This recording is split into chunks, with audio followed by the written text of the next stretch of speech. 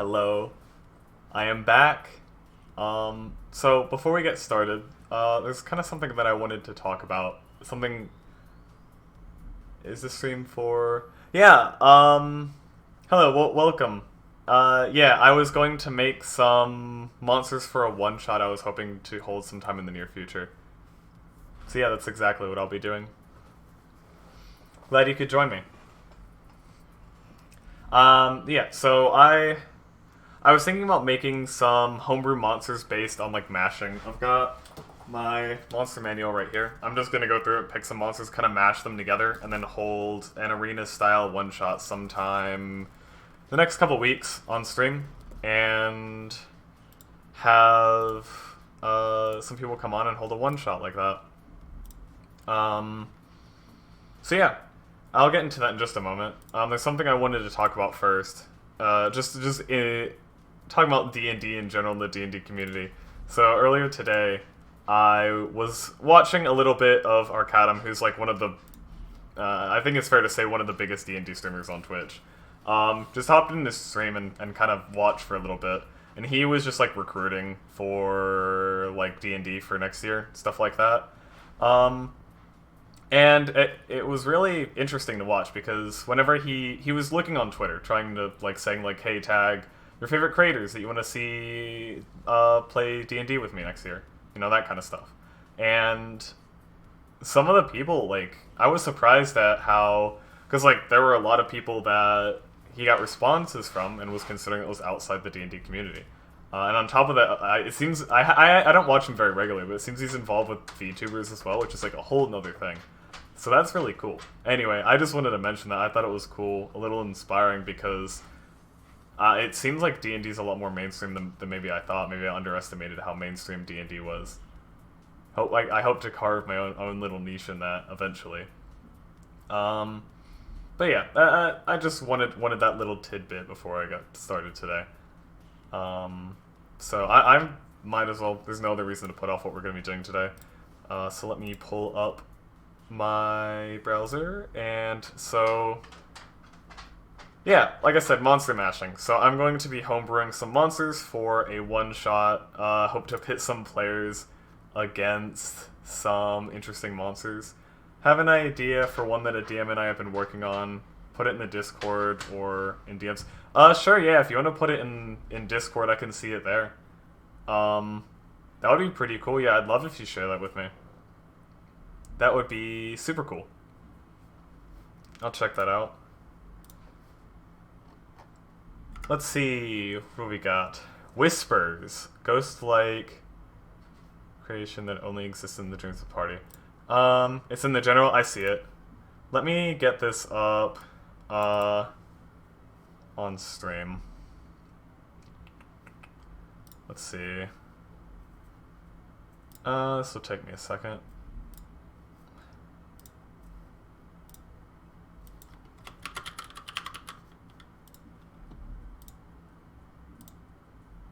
There we go.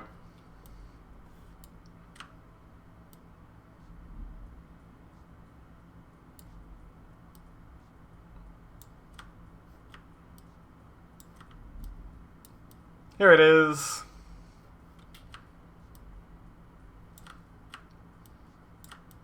Perfect. Let's see. A ghost, like... ghosts are cool. I had a lot of ghosts in my last one shot. Ended up being really interesting. Personification of their nightmares. Fight with this creature. Occurs in the dreams. That's really cool. They're creatures that do not exist in the material realm, can only be encountered and fought in a subconscious world known as the dreamscape when they have a long rest. That's actually a really cool encounter. I haven't done a dream encounter like that kind of stuff before, so that's really cool. I like that. Let's see. 14 armor class, 66 hit points.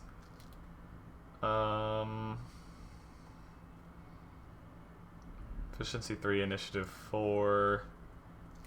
So 13's down the chart. Nice. Let's see. They can move through solid walls, obstacles. Makes sense. One target within 5 feet. Target can roll The end of turns to shake it off. Okay, so is possession, are they actually like taking over the player? So that way they can like take an action for them and attack them like that? Like if the Whisper took over or like possessed one of the players in the party and forced an attack on another player, or maybe like had control of them until they passed the save like they'd have to make on each turn, something like that. Claws, swiping attack, psychic damage, interesting. Guess it makes sense it would be in the dream world even if it's a melee attack. Echoing Scream, Crawls, Frightened, Fairy Fire. I love Fairy Fire. Fairy Fire is such a... It can be such a silly spell if you use it in certain ways. Just because it affects everything in an area. I've had sessions before where I've had players use Fairy Fire and end up using it on their own party members. It's a great spell. Resistances, non-magical weapon damage, blindness, immunities, fear, charm, opportunity attacks. Interesting. The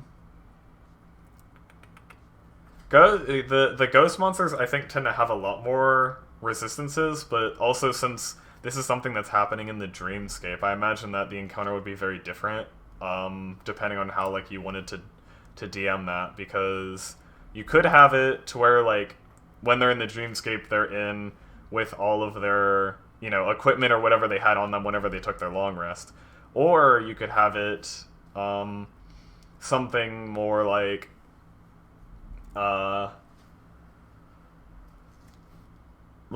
where instead of it being like an actual like regular combat encounter, maybe you had it to where they had to like do something else to battle this.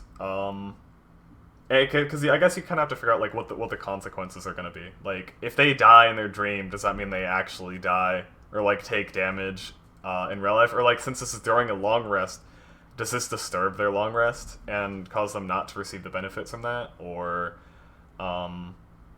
things like that. But definitely a very cool idea. I really like that. Because this is definitely something like it's something you could use. I think I would use it in like a way to give consequences for characters trying to take a long rest in like the middle of a dungeon, especially if it was like a dungeon that had other ghosts or undead, and they try to take a long rest inside of that dungeon.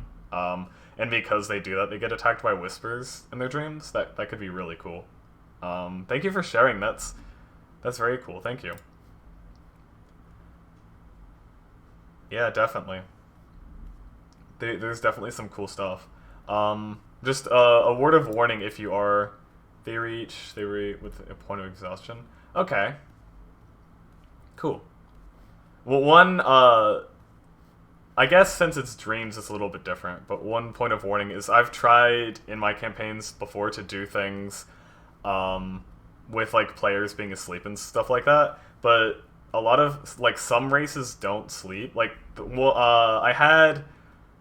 in one of the campaigns I'm running right now, I had an encounter where like the whole party was supposed to fall asleep, and then they would go into like another they would go into like a dream world and have an encounter like that. But I was like, whenever I was like everyone falls asleep, then some of my players were quick to point out that elves don't sleep, which one of them was an elf, and another one was a warforged, which also don't sleep. So I decided to make them unconscious again and just rule over it, but it's just something to think about because some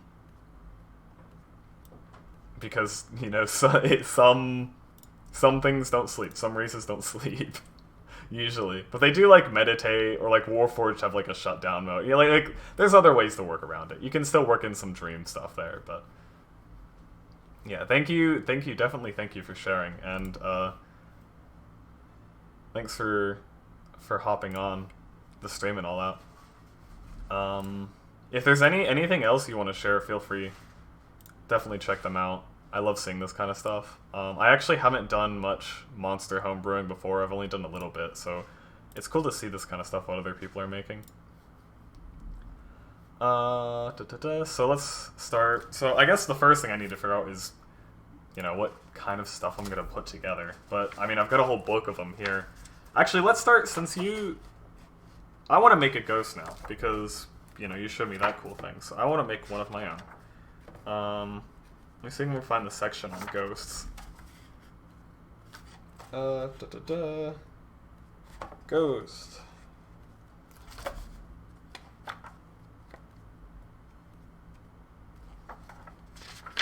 Have other ideas, but they aren't for monster creation, they're items, weapons.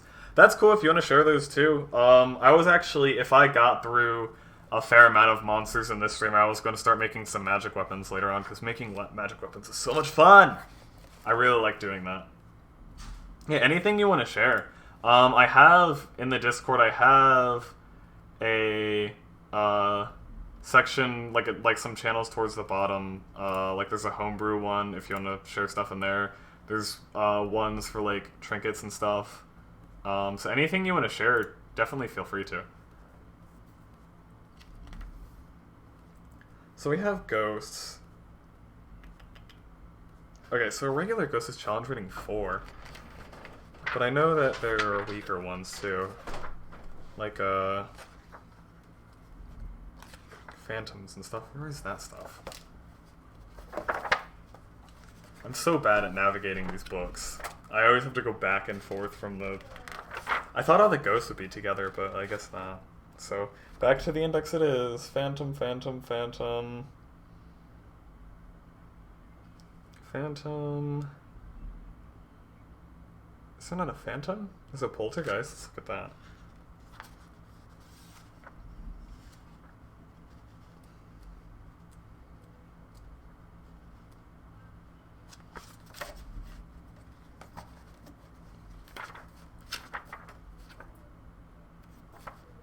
Let's see. Poltergeist. Oh, we've got a Spectre. That's what I wanted. Yeah, it's challenge 1. That'll probably be better. I'm thinking about doing like level 5, so I don't want to overwhelm.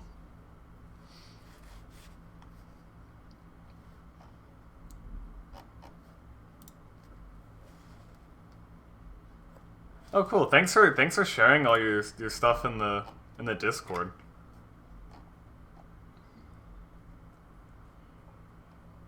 So you've got some magic items and stuff in here. Yeah, I'll check those out later when I get to magic items in a bit. But I want to start making some monsters for now.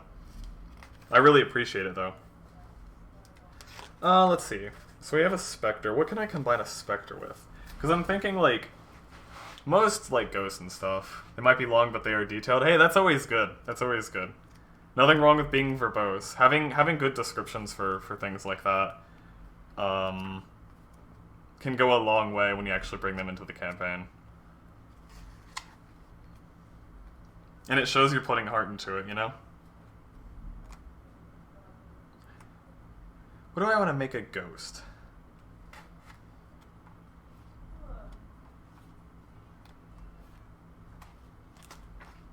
A ghost hydra? That might be a bit much for my players, huh? There are lizard folk. I could do a ghost minotaur. Minotaur would probably be okay. Let's do that. Grab this napkin as a bookmark so I can go back and forth between these pages. So we'll call this Phantom Minotaur. Did I spell that right? I think I did.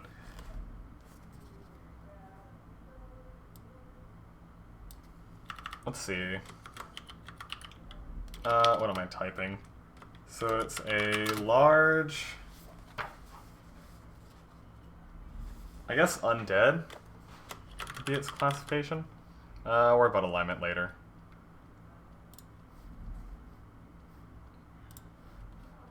Can I... Hold on. Oh, whatever. Let's see. Armor class, let's see, so Minotaur is an armor class of 14 for natural armor. Spectre is 12. I could just average it.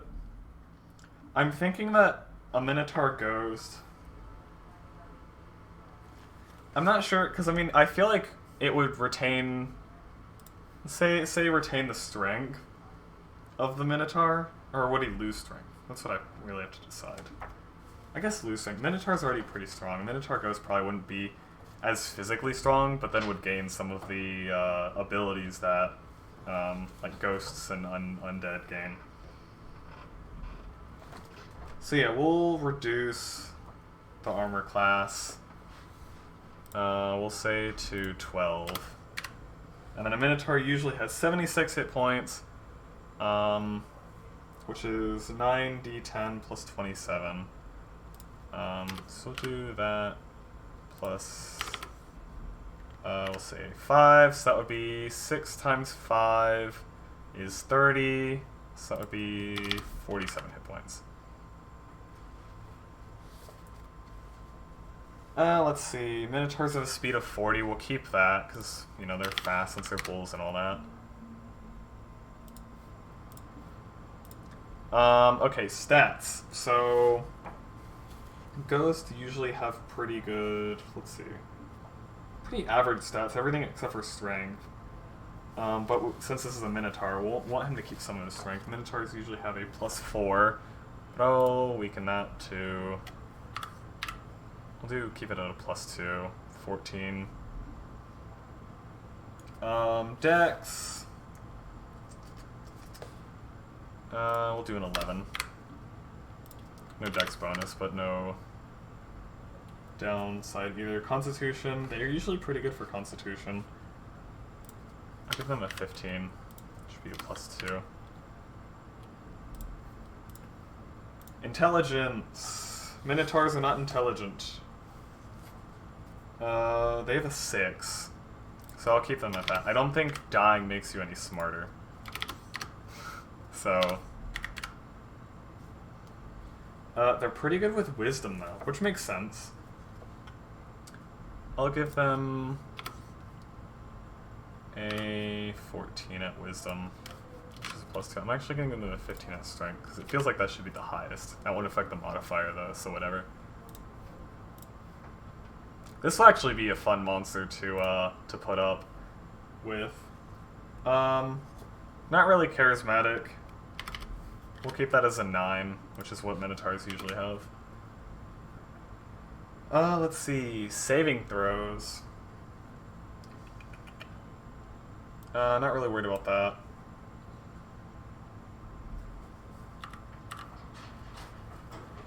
Skills. Let's see. Perception.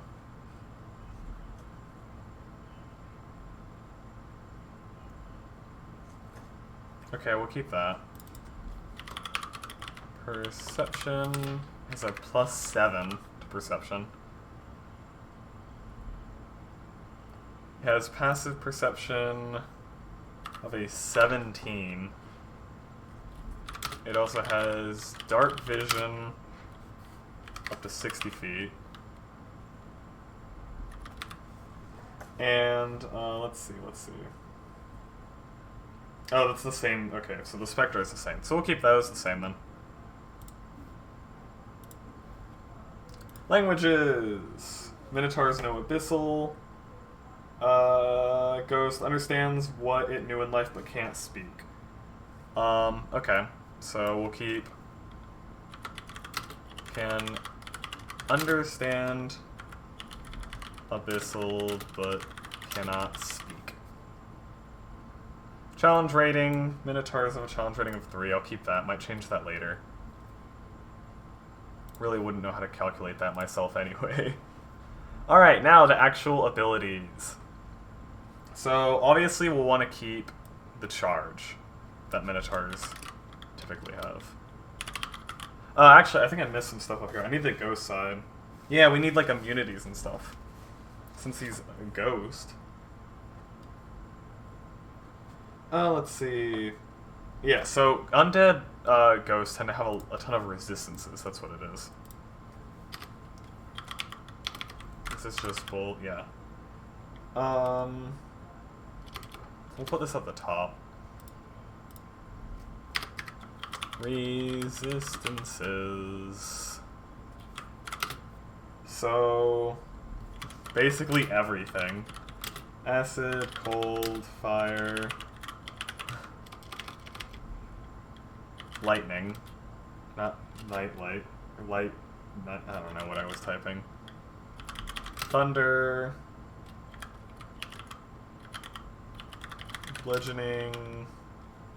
Don't worry, I'm just checking the book so I can actually spell everything correctly. And slashing from non-magical attacks. Okay.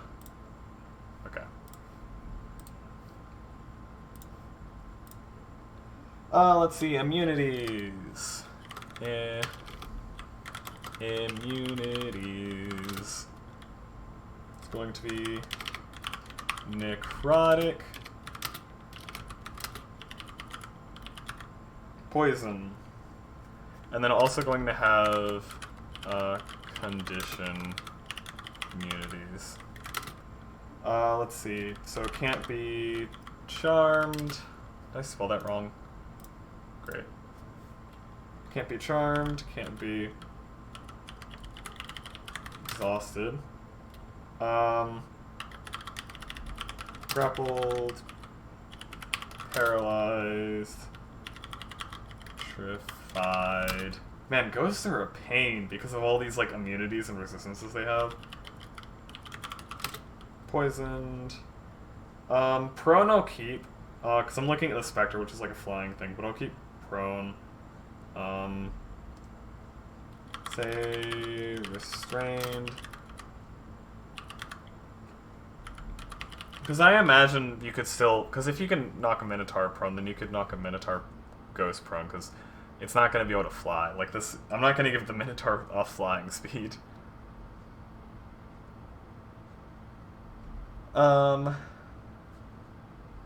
Let's see...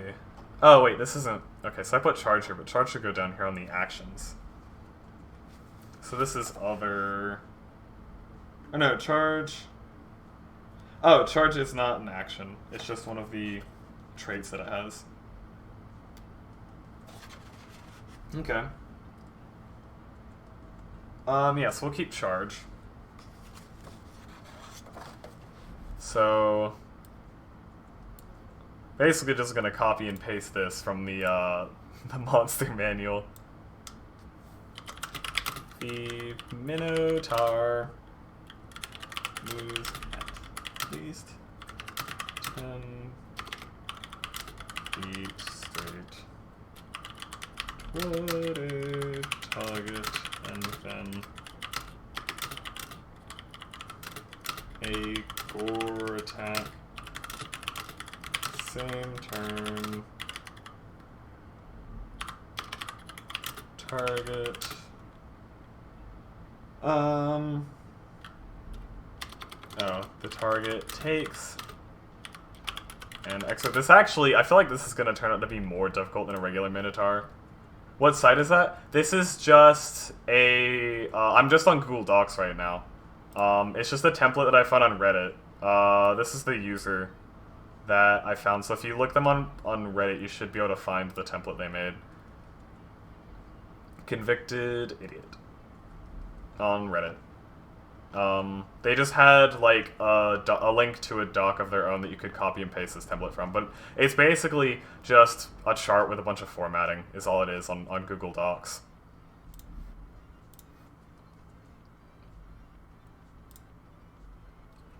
Let's see, so that's an extra 2d8.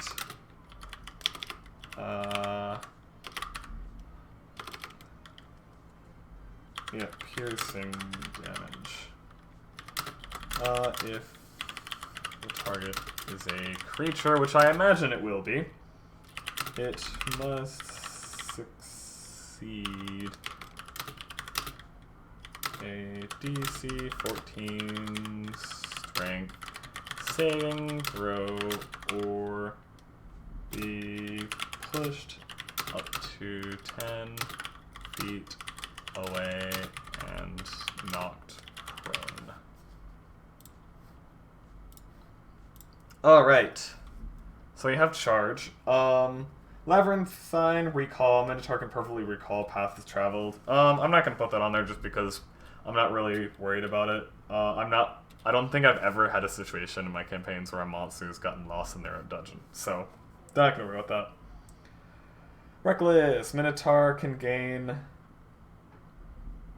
advantage on all attack rolls it makes, but attack rolls against it have advantage until the start of its next turn. I do like that, so I'm going to keep it.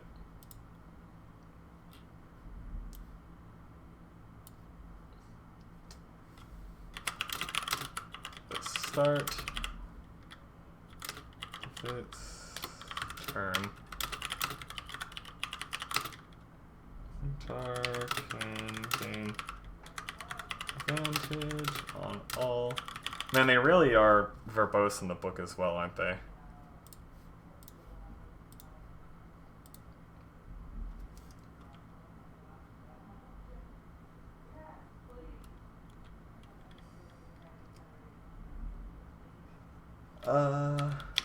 Melee attack. Oh, melee weapon attack rolls, so only with its axe, I guess.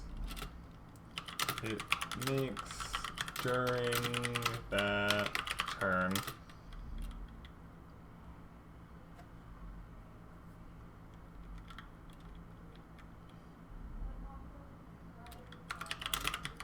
But attack rolls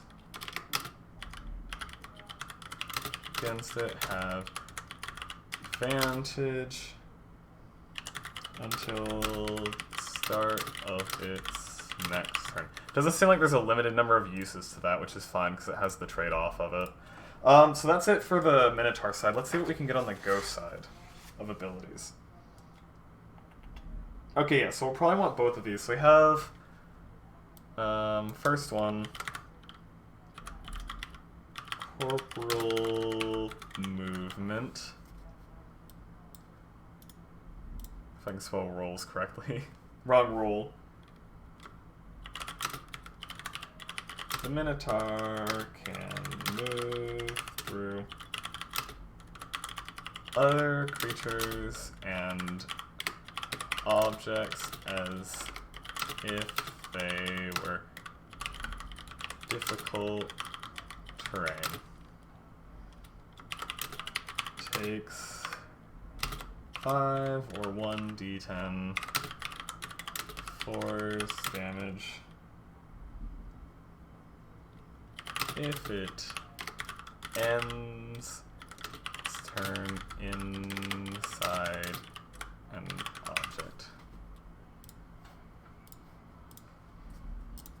Right, and then we'll have one more, which will be sunlight sensitivity, which is fine. I was thinking that for the campaign I'm going to put these into, that I would have...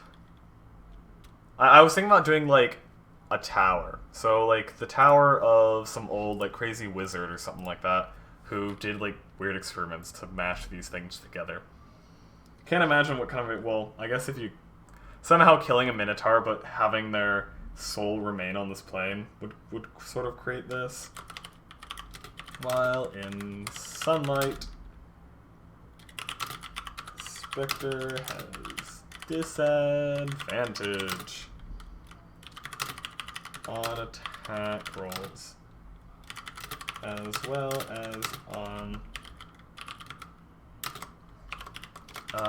perception checks that rely on sight.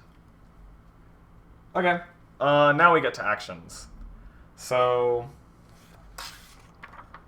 the only one that the Spectre has is Life Drain, which I don't think I'm going to keep. So I might just stick with the Minotaur ones. I'll keep the Great Axe.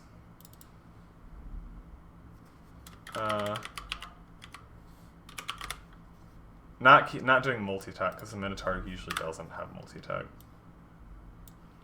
That'll help keep the challenge a little bit down, since I feel like this is going to be a bit more difficult than a regular Minotaur, even if I nerfed its health a little bit. Those resistances are really gonna hurt it.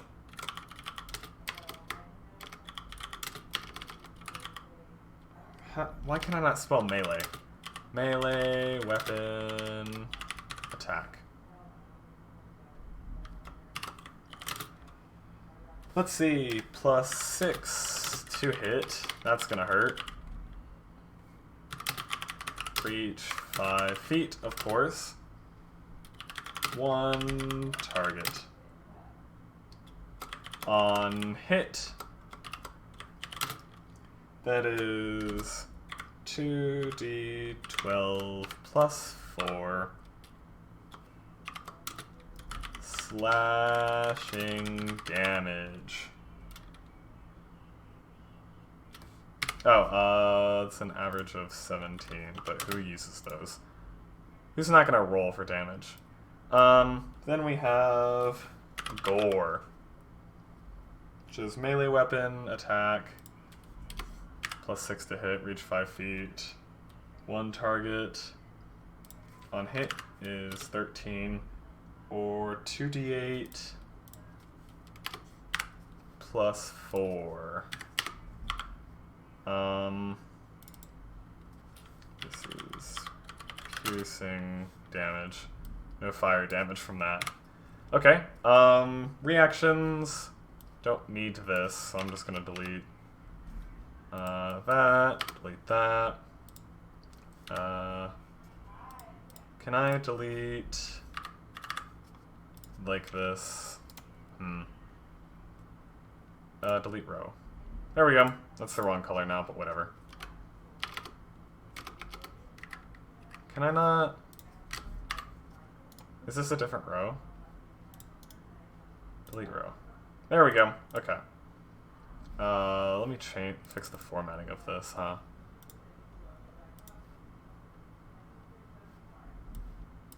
Nope. Give me... Nope. Me...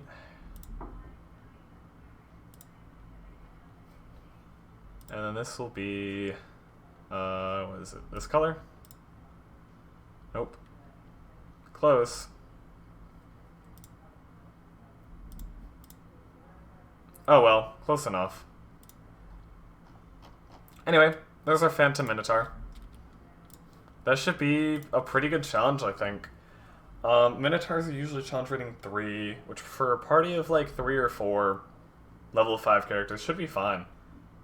I think that'll be quite fine. This will definitely be more difficult just because of this, the resistances. That's going to be rough. Fighting ghosts and things like that is usually rough because of that, but a Minotaur especially so. So this would, I'd say, even with the reduced hit points, it's still pretty tanky. Might actually cut that down a little bit more. Yeah, we'll do 4d10, which would cut off 6 damage, so 41 hit points. That'll make it a little bit better, I think. I don't want it to be too tanky, just because most attacks are going to be doing half damage, unless they're, you know, magical attacks. Which is interesting because, like these, like, all these ones are typically going to be from magical attacks. So, yeah, as long as they have a good spellcaster. Actually, no, I'll keep it how I had it. Just because I don't want the spellcaster to, like, kill this in too soon, you know? Okay. Let's move on, then. I think a Mind Flare would be way too much. Let's just pick something random. Let's see. I could match a Scarecrow with something.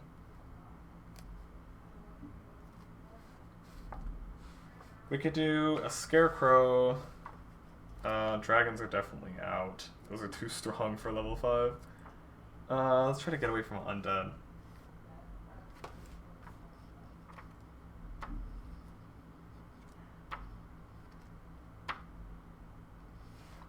Oh, we could do a Golem? Ooh, how about a Griffin? A Scarecrow Griffin? That actually sounds kind of cool. Challenge 2? Yeah, let's do that. I don't know how this is going to turn out, but... Scarecrow... Griffin. Someone made their Scarecrow for their corn and went a little bit overboard. So, large. What is a scarecrow considered? A construct? Okay. Construct. You know what? Screw. I'm not even. Oh, excuse me. I'm not even gonna worry about alignment. I know I forgot to go back on here, but I'm not gonna worry about it because it rarely matters. I don't think there's ever a time when the alignment is gonna come up. See, Grimmin has an armor class of 12, Scarecrow 11. Neither of them are good. We'll keep it at 11 because Scarecrow's kind of made of cloth and stuff and hay.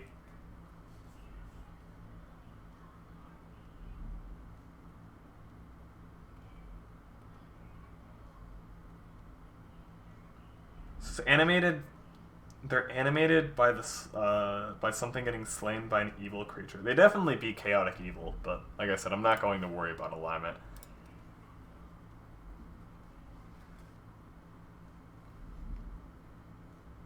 I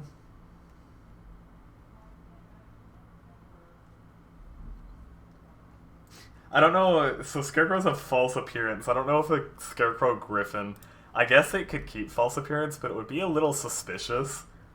I mean, it's also if it's gonna be inside the tower, they're gonna be indoors anyway. I could have it as like the guardian, sort of thing. Yeah, Griffins don't have any super special abilities, so.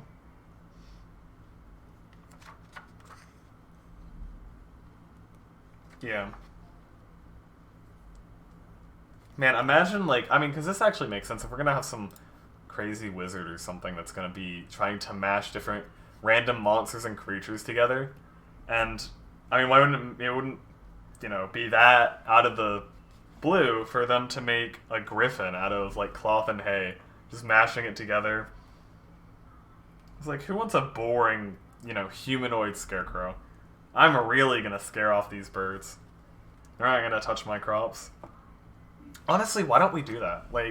I get, so the idea of a scarecrow is oh no, the dumb crow, which crows are actually really smart birds, so it often doesn't even work on them, but, the idea is that the birds think there's a person in the field because there's this, literal straw man in the middle of the field that just stands there all day, preventing them from eating their crops or whatever, but just, wouldn't it be more effective if you had, a scare bear, this big old grizzly bear just, standing in the middle of your cornfield? The birds aren't going to go near that. Or maybe they will, because I don't think bears usually attack birds. So maybe they'd be more comfortable around it? I'm not sure. Are humans really the biggest threat to birds? Actually, that's a pretty dumb question. They probably are. Alright, anyway. So Griffins have a lot of hit points. A Scarecrow is 36, but since this is beefier, since he's Griffin sized, it's gonna be a little bit tankier. We'll do 8d8, which is 36. We'll do 60 What's that, plus 21? I won't do that much. Plus 6, maybe 16? So 60 tens plus 16, which would be 16 plus, is that 60? Seems like a lot. Would just be 50? 7...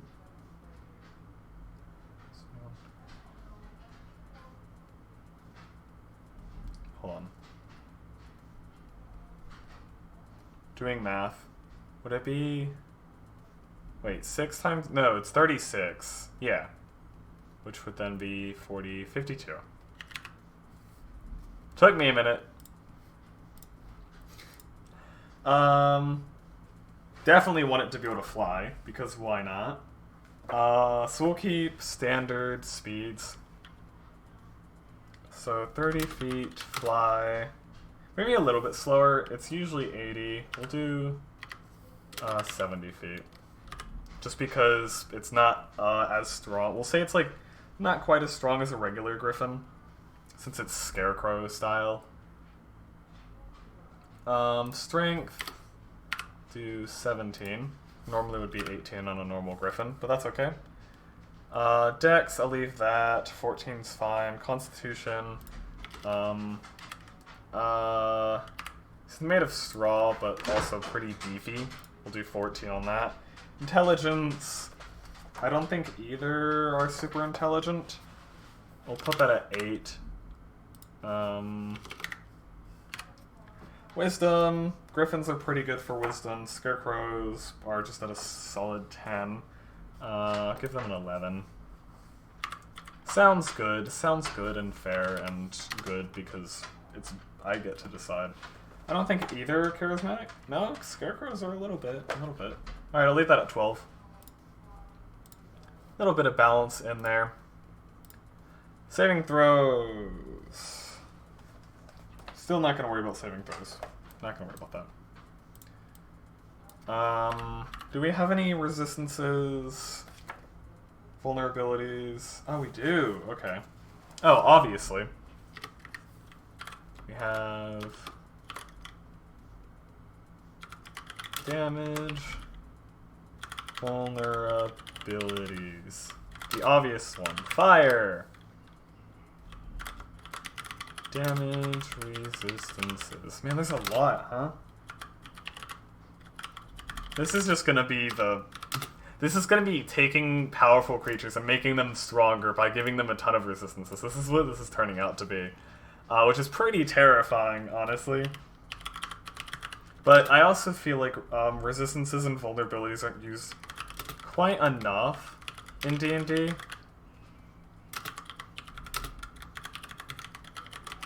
Which I kind of understand because it's like, oh, you know, you don't want to be fighting stuff, and all the time your attacks aren't being very effective because they're resistant to everything. But at the same time, it would be cool if players... Although, I don't know, maybe that would encourage too much metagaming for players to, like, be like, oh, you know, I know that werewolves can't be, you know, damaged by normal means, so you need either a silver weapon or, you know, magical attacks or things like that.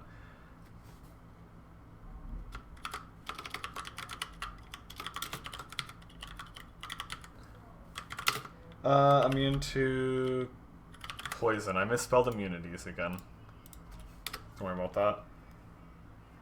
And then we have condition immunities. Can't be charmed. God damn it. Exhaustion. Frightened. Paralyzed. Poisons. They can be petrified. Interesting. See, like, there's monsters here that have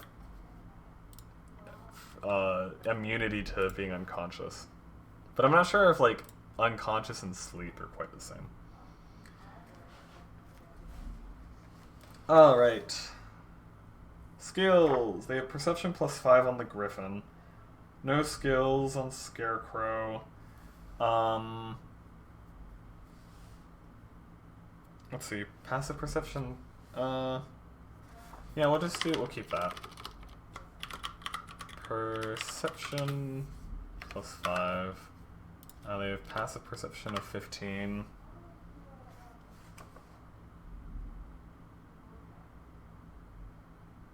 And dark vision. Okay. Dark vision, 60 feet. Languages.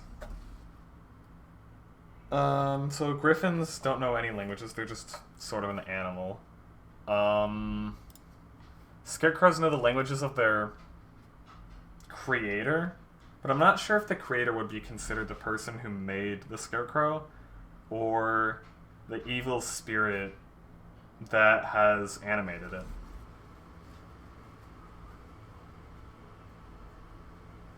Oh, it says, okay, so the scarecrow's spirit doesn't recall the memories it had as a creature. Its will is focused on solely serving its creator. Oh. Interesting. Okay, so scarecrows are very much a construct that follows the will of their creator. Which is interesting because that doesn't sound chaotic evil to me. Like it says scarecrows are chaotic evil, but chaotic evil, I don't know, having like a chaotic evil minion doesn't seem very good. That doesn't seem like it's chaotic evil anyway if they're actually listening to you.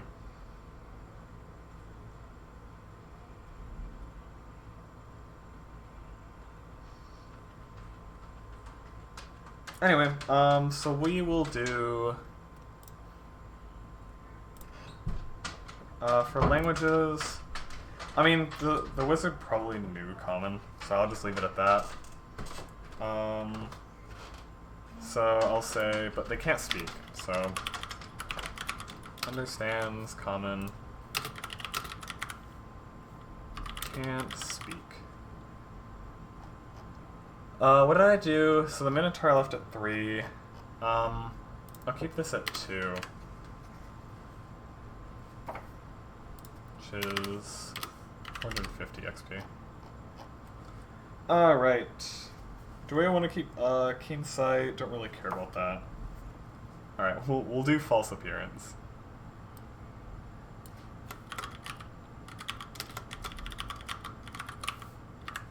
Not sure if it's gonna work, you know? But you can try. You can certainly try.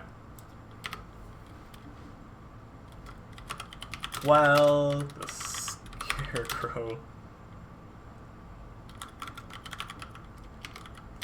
remains motionless, it is indistinguishable from an ordinary inanimate scarecrow.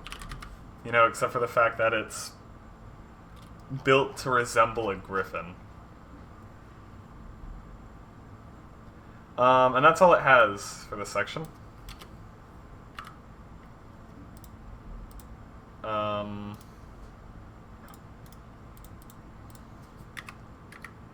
Are you really gonna make me... Oh, whoops. Can I not get rid of all this extra space? Okay, I can delete the entire thing, apparently. Can't I...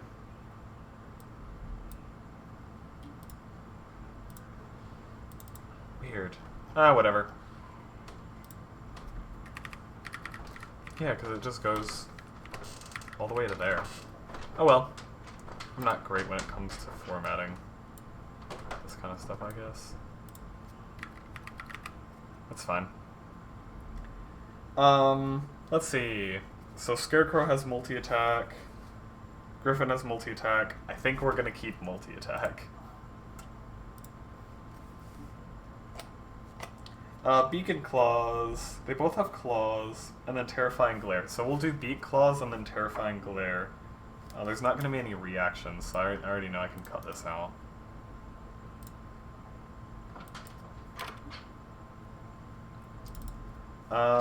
Okay, so I'm going to do the Claws. Since they both have Claws, I'm going to do it based off of the Griffin. But we'll do Beak first. Time for Beak. Oh, let's see. Melee weapon attack. Let's say +6 to hit, reach 5 feet, 1 target. 1d8 plus 4.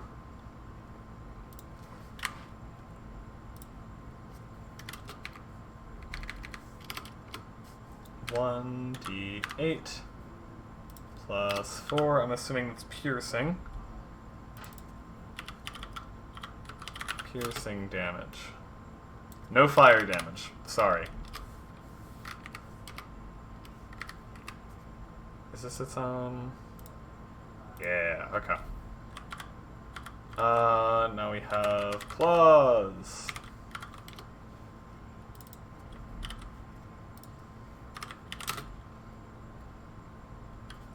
Let me just copy this down and make it easier. A little bit quicker.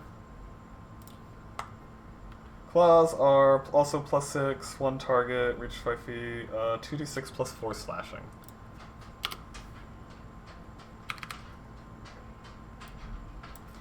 2d6 plus 4 slashing damage. And finally, one of the Scarecrow's special abilities, which is Terrifying Glare. Terrifying Glare.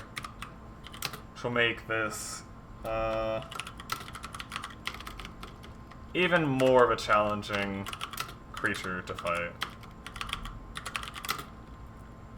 Scarecrow targets one creature it can see within 30 feet of it. The target can see the Scarecrow. Target must succeed on a DC 11 Wisdom saving throw or be magically frightened, which I haven't actually done much of frightening my own players before, so that'd be interesting to do. Until the end of the Scarecrow's next turn.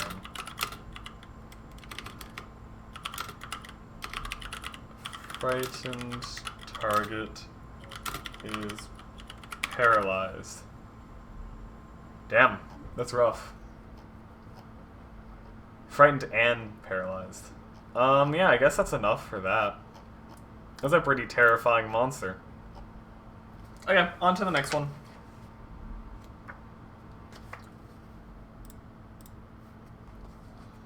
Let's see, I think zombies would be too easy. Miscellaneous creatures, that could be interesting. I mean, because we could do something like a crab. Axebeak. Let's do an awake. Okay, let's mix something up with an awakened tree. What would be good to mix with an awakened tree? A lich? I don't think so. Might be a bit much for level 5 characters, huh? There are... What if we did a were-tree? I'm doing a were-tree.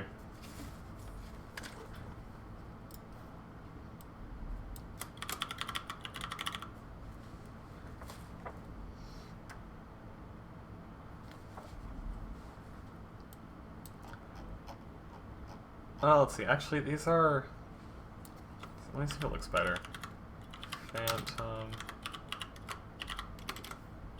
Watch this. Fancy formatting.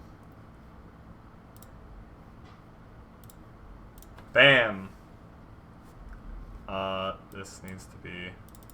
Boom, just like the book. It's a bit smaller, huh? Hell yeah.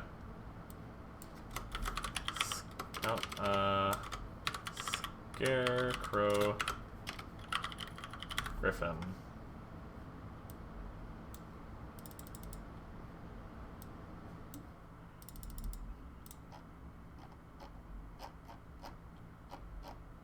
Alright, and then we have Were Tree. It's all about the formatting. That's what we're here for, right? Let's see. So an awakened tree is a huge plant.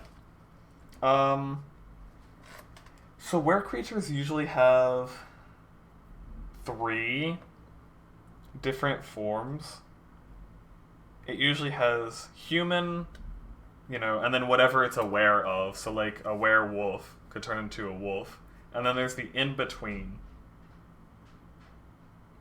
So it would be a tree humanoid hybrid. Sort of like an ent, I would imagine. Or maybe more like a... Maybe not so much an ent, but... Yeah. So...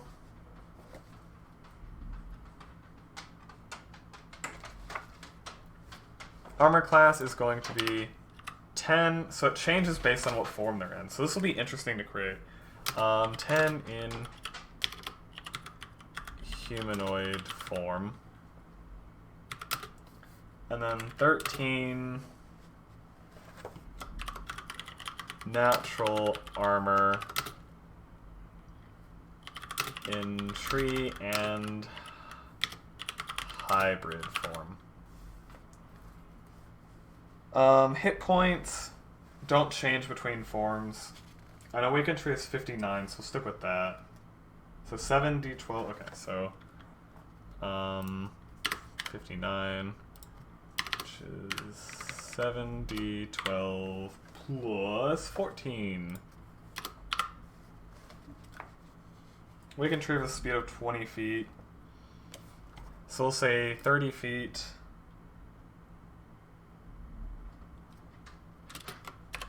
And then 20 feet in tree or hybrid form.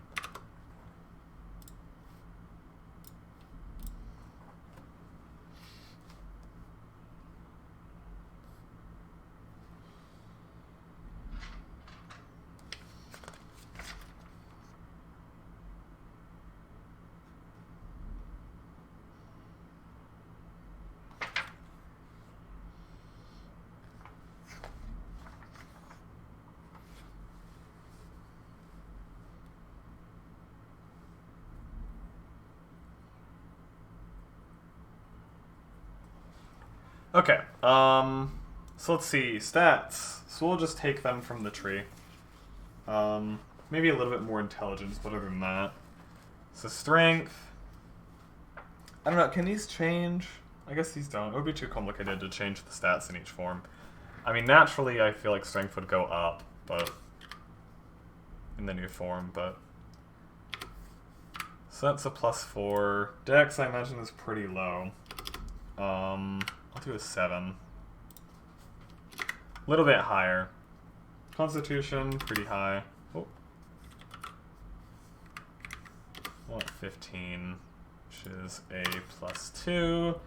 Intelligence, keep that at 12. Wisdom, bump that down to a 10.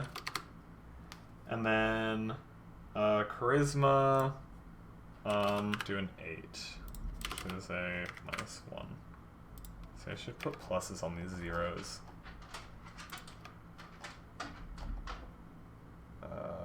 Okay. Were tree! Saving throws, still don't care about those. Skills! Do we have any skills? Just perception. I'll do... Yeah, we'll do... Perception +2.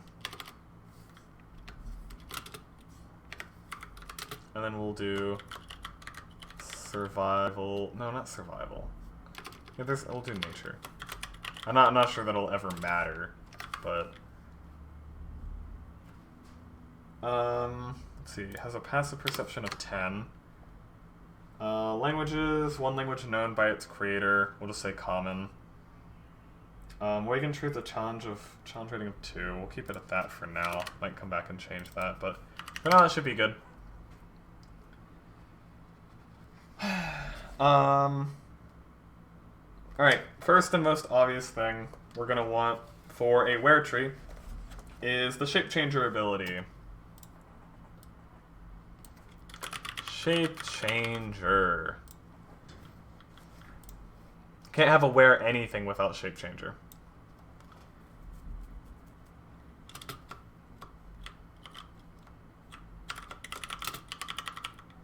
The were tree can use its action to polymorph into a large tree, human, hybrid, or into a large tree.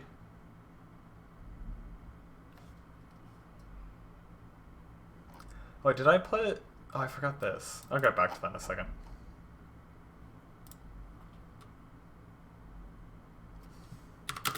or back into its true form, which is humanoid. Its statistics other than size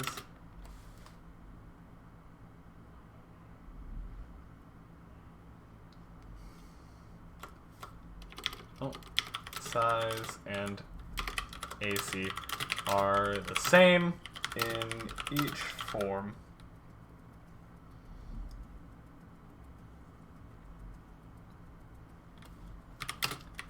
Any equipment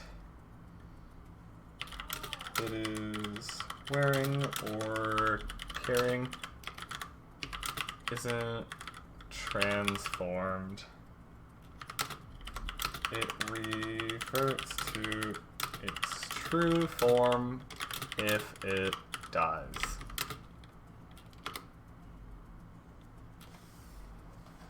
Alright, the Awakened Tree.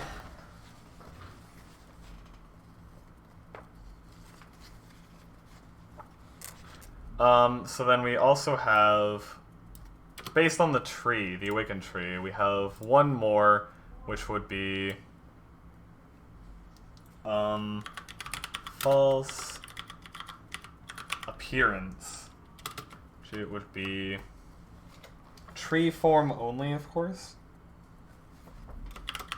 Tree form only.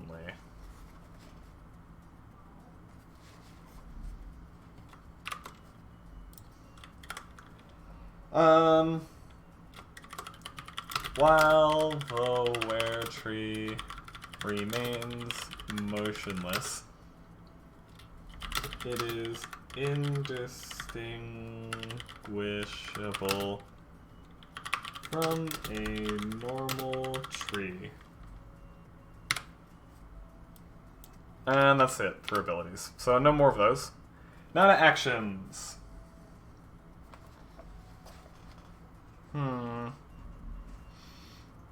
So most were creatures get multi-attack. Looks like... Yeah, I think that's pretty standard. So we'll keep that.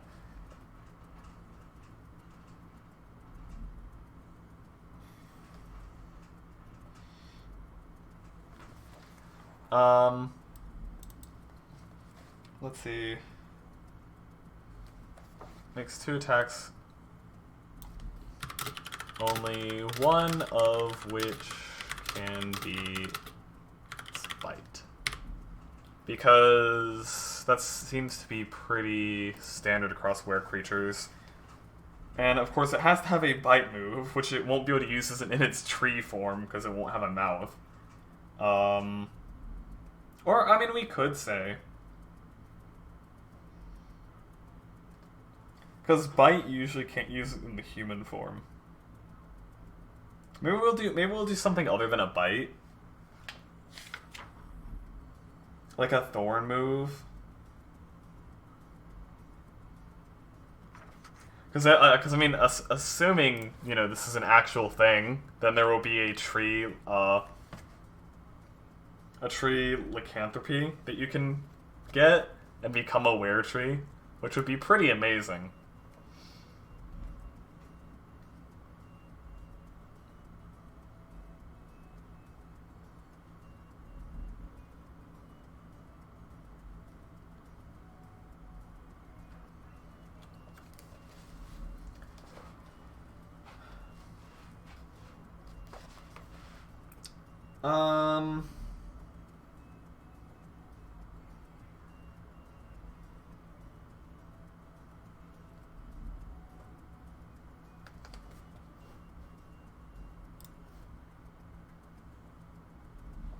So, we'll worry about that later. I can change that later if I need to. We'll start with Slam, which will be tree or hybrid form only. Melee weapon attack, plus 6 to hit, a reach of 10 feet, and does 3, 6, plus 4. Which is the equivalent, or an average of 14. That's obviously going to be bludgeoning damage.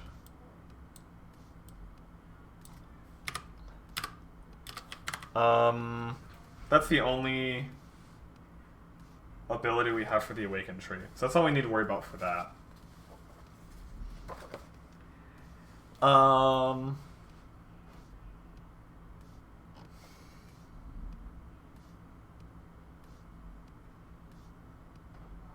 Oh yeah, I guess I should add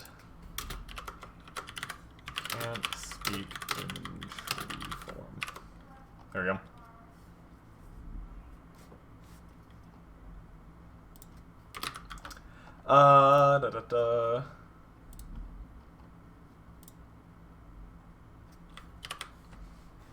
So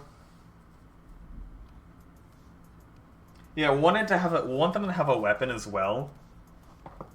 Because they typically have a weapon that they can use in their human or hybrid form. So I'm gonna give I think an axe makes sense since hand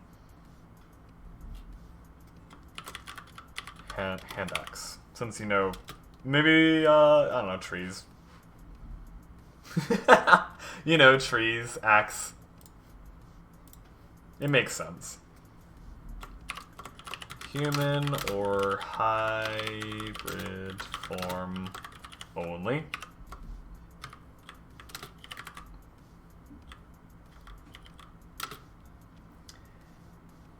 Let's see. And I will copy this over to here. It is going to be plus 5 to hit, 5 feet of reach, 1 target, and hand axes usually do d6, right? Yes, we'll do 1d6 plus 2, which is an average of 5. And then we will do, so what do we want to have instead of a bite? Because they pretty much all have bites. Were-tiger, werewolf. Yeah, they're all bites.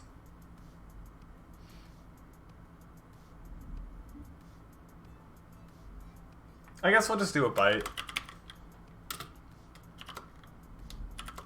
But we'll do hybrid form only.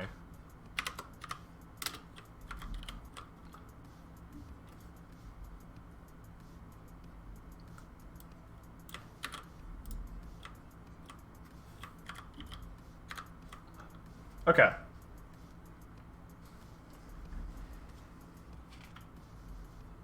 So that is going to be plus 5 to hit, reach 5 feet.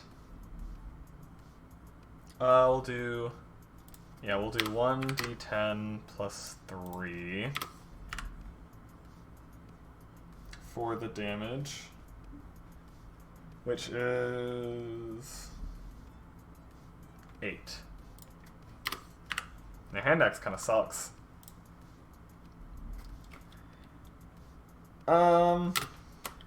If the target is humanoid, it must succeed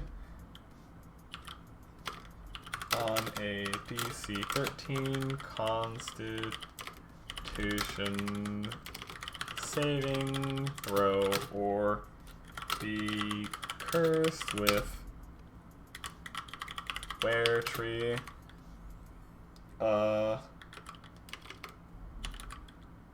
Lycanthropy. Man, what a word that is to spell. And now I can make my players were-trees. beautiful. It's really beautiful. What was it? There was something that I wanted to fix. Oh yeah, size classification. Yeah,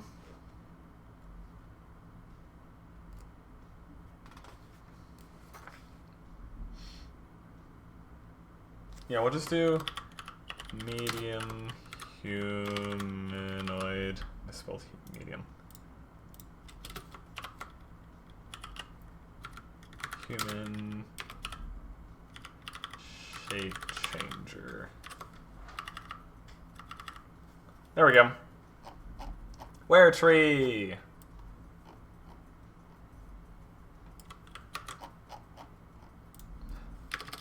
Need more of these. Let me buff this down. Okay. Wonder what we should make next.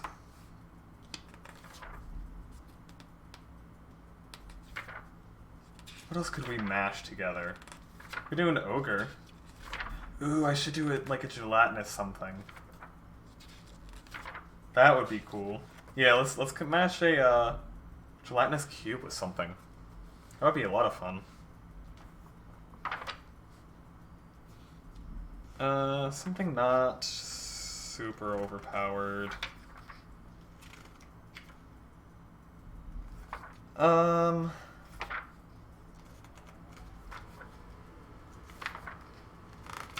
But something big, I guess?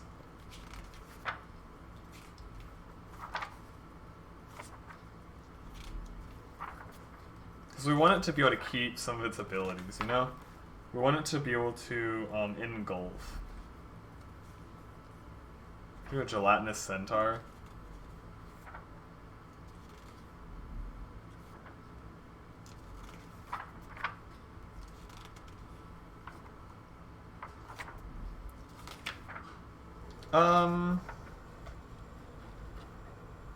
A basilisk?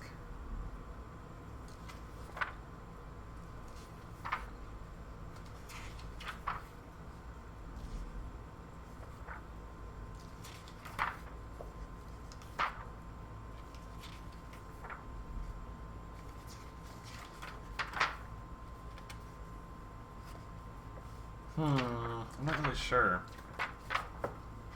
Oh, we could do a gelatinous owlbear.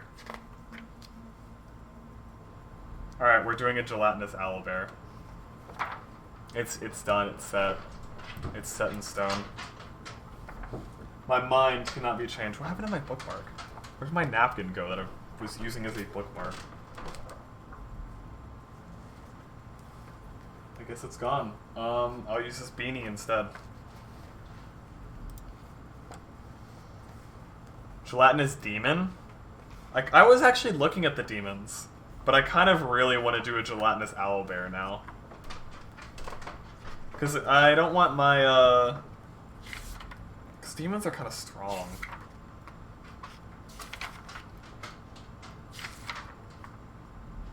Here's devils. And, well, some of them aren't too bad. These are pretty freaking strong. Those are scary. I mean, like, I could do an imp, but imps are tiny. Joined, on my break to see. Hey, Brandon. Hey, I'm creating a gelatinous owlbear. Or are you talking about the were tree that I've made? I'm glad you could join. The were tree's already done. I can't spell. Oh wait. Gelatinous owlbear.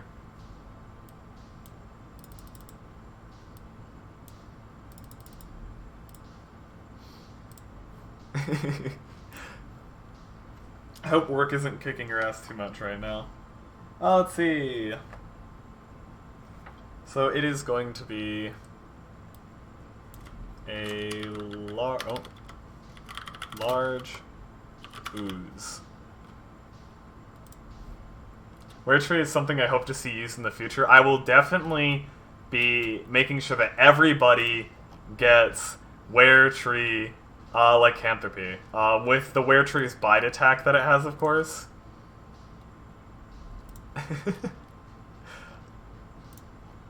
But yes, I have created the Were Tree. I also have a Scarecrow Griffin and a Phantom Minotaur, both of which I am very proud of, and will be definitely using in the future. I plan to have a one-shot dedicated to these monsters that I'm creating, so...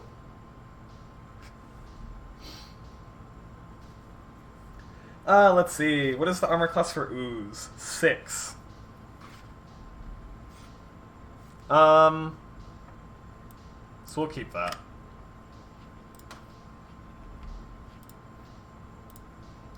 Hit points! We'll keep the gelatinous cubes. 84, 8d10 plus 40. Okay.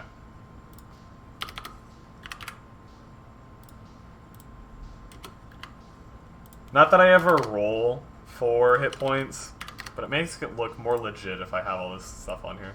Nice, dude, I love it. Yeah, thanks. Thanks, Brandon. Alright, let's see. I'll keep, you know, we'll have the health of the gelatinous cube, but then the speed of the owlbear of plus 40. Strength. Damn, owlbear has 20 strength. I'll leave it at 19. Well, let's see. 12 dex here, 3 dex there. Not great either way. Put that at 9. Constitution's gotta be high. What's that 18 Constitution? This thing is going to be hard to take down. Intelligence. You know what? I'll be a little bit nice and give it a 2. That is between the 1 and the 3 that the gelatinous cube and the owlbear have respectively. Wisdom, I'll leave it at 10. Charisma, that's gotta be low. Give it a 3. This really is a beast of the extremes when it comes to stats. Let's see, so 3 would be -4, yeah. Skills. Let's say perception plus 3, and we'll cut out nature. Senses. Ooh, we get dark vision. And blind sight. Passive perception we'll say is 11. So we have dark vision up to 60 feet. But we also have blind sight up to 60 feet. Which means that it is blind beyond this radius. Which is very interesting to combine those two. They can see very well up to 60 feet, even in darkness. But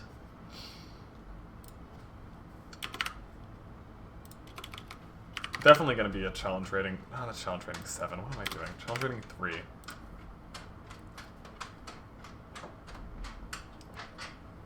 Alright,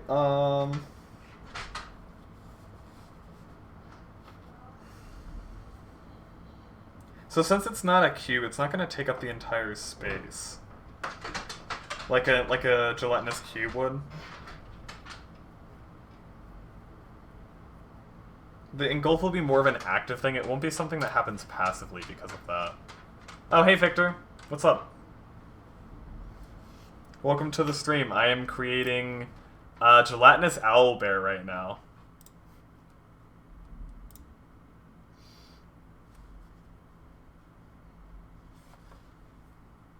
Also, these monsters are unaligned. Imagine that.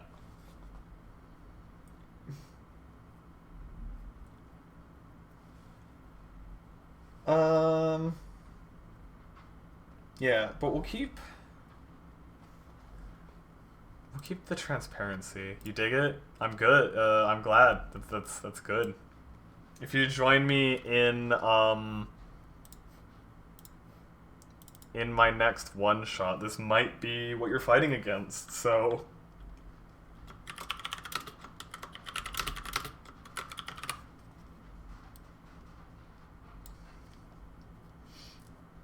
let's see. Owlbear has advantage. Perception checks that rely on sight or smell. And then here, transparent.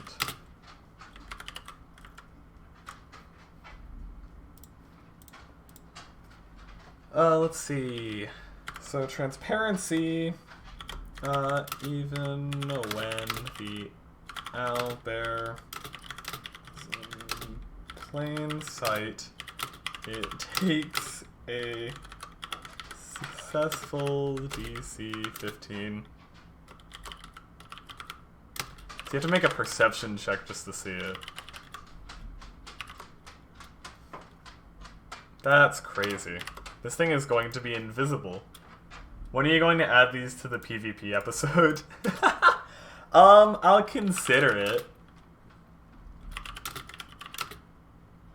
Most of these are kind of beefy, because because I'm basically taking in the strengths of two different monsters. Like, here, let me show you. So the first one, a Phantom Minotaur, and Minotaurs are, like, pretty strong on their own. But having a Ghost Minotaur, you remember all those resistances that they have to, like, everything? Putting those on a Minotaur kind of makes it pretty scary. I don't know if I want to let you guys use that against players. That might be a little unfair. I also have a Scarecrow Griffin, which is pretty scary as well. Not as much in terms of resistances. It has a little bit. Like, most melee attacks from non-magical weapons won't do much. And it can also paralyze you, but that's besides the point. Were Tree is my favorite so far, though. I want everyone to have Were Tree Lycanthropy. Phantom Werewolf? No. I don't think... Well, werewolves already have immunities to all those things. So you would basically taking all of its things that it's not immune to and also giving resistance to all of those, that would be way too overpowered. We already know what happened with the werewolf last time, Victor. We already know what happened.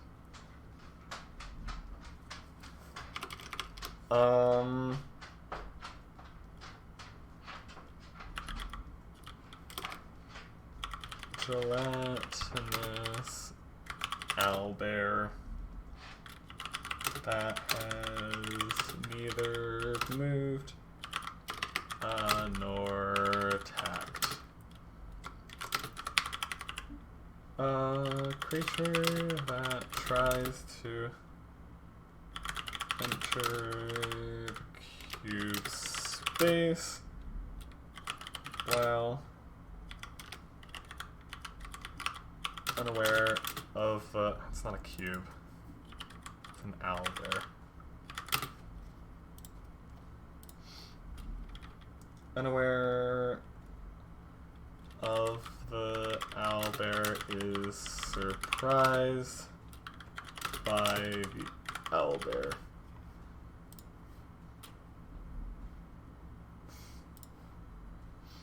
Alright, now for its actions.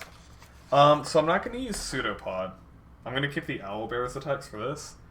Owlbears have multi-attack, which could be pretty freaking scary, but I'm going to keep it because it means that they can attack and engulf on the same turn. Maybe a little broken, but oh well. Alright, Beak. Which has a +7 to hit, reach of 5 feet, one target, and it is 1d10 plus 5.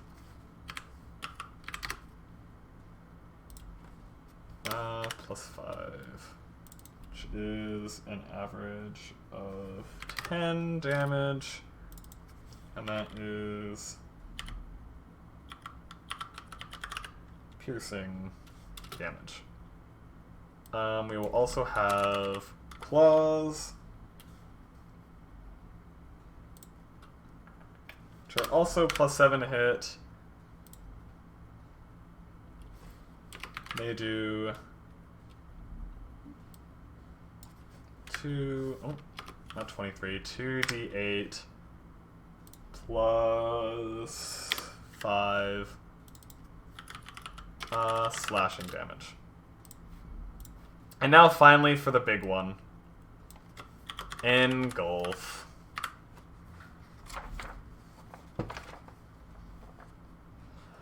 Alright.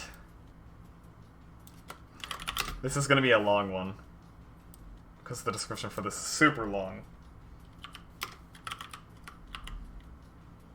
Still don't know how to spell gelatinous. The gelatinous owlbear moves up to its speed. While doing so, it can enter large or smaller.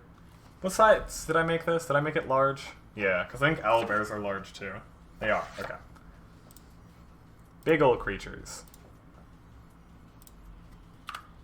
Large or smaller creatures spaces.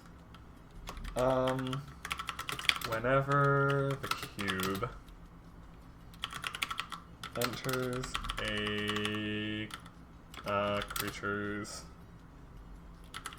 space, creature must make a DC 12 dexterity saving throw.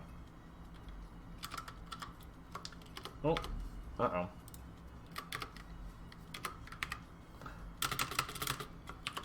On a successful save, the creature can choose to be pushed 5 feet back or to the side of the owlbear.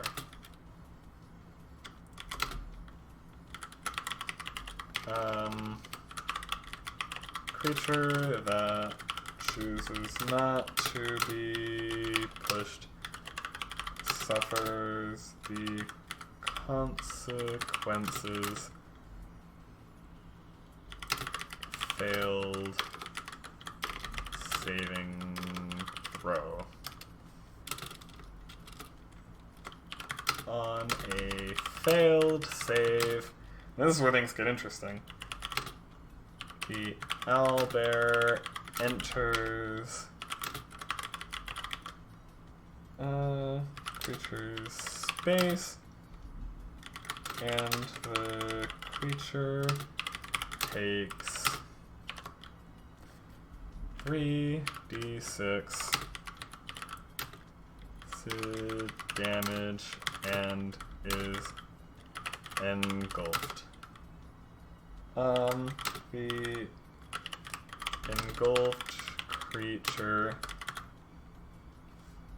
can't breathe, strained, and takes 66 acid damage at the start of each of the owlbear's turns. When the not cube owlbear moves, creature moves with it.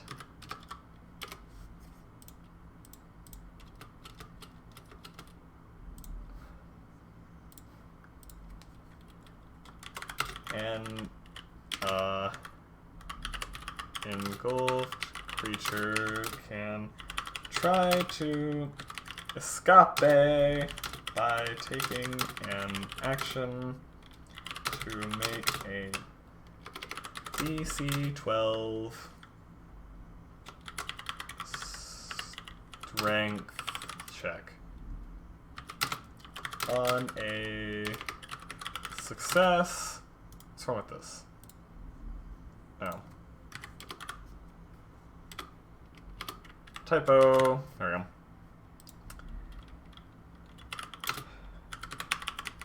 we go. Why am I doing Screecher? Creature escapes and enters a space of its choice within a 5 feet. Oh, within 5 feet of the owlbear. There we go. That should be it. That's a super long description for engulf, but I wanted to get it all in there. Probably could have found it on like D&D Beyond and then you know, copy pasted it or whatever, but too late. Let's do one more. And then maybe I can move on to some magic items, because magic items can be really fun. A little bit more to the imagination. I feel like I'm just copy pasting most of this stuff. Let's do, you know what? Let's do a demon. Let's do like a fiend or something like that. Because I think that would be interesting to do. So I want to do a demon.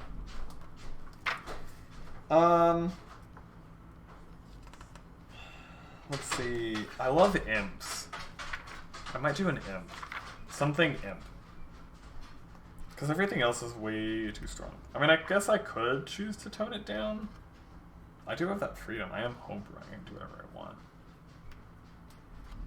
And I think an imp, because imps have interesting abilities. They can turn invisible. And they sting and stuff. Yeah, let's do an imp. And, what else?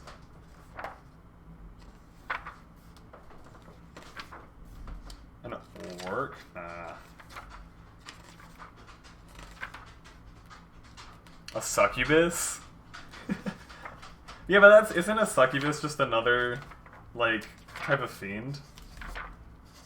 Let me see if the succubus is even in the monster manual. It's like, oh, it is. 285. I'll take a look at it. Maybe I'll do that instead. That might be more interesting. Succubus / incubus. Oh, let's see. Charm, Draining Kiss. And they can randomly enter the ethereal, or they can enter the ethereal plane, on command. That could be pretty interesting. They're really strong, though. But yeah, let's do that instead of the imp. What should we combine that with?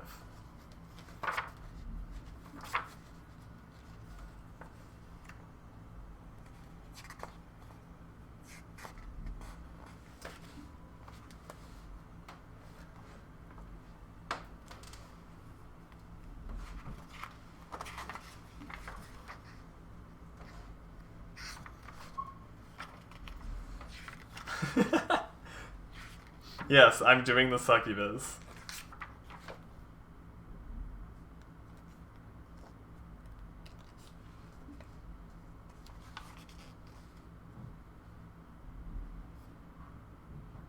How about a succubus flump? One of these guys? How about that? How does that sound?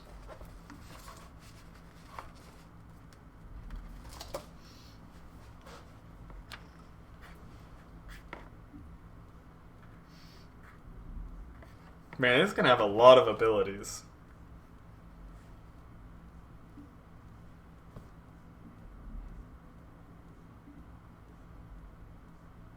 Oh, Succubi can shape change?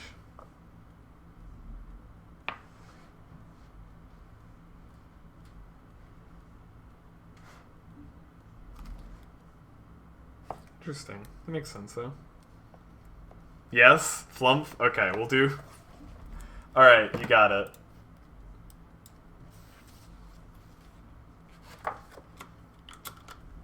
Uh-oh. How do you spell succubus? Okay. Succubus. Flump.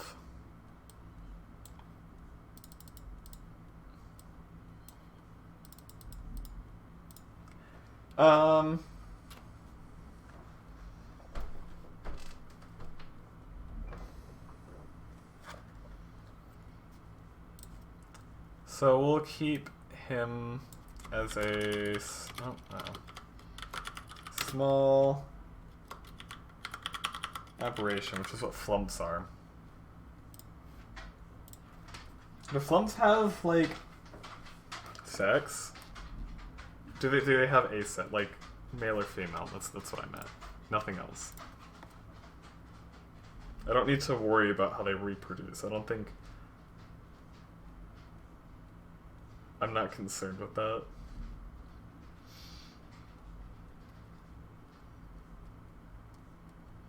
See, they communicate telepathically. Interesting. And their colors express their moods. Which color is horny?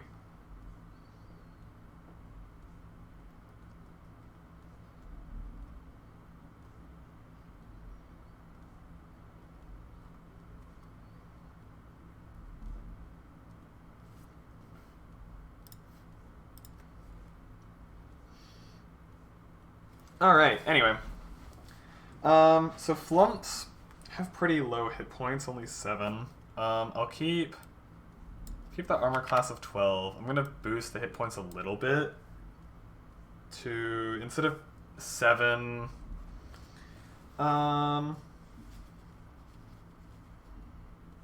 we'll do like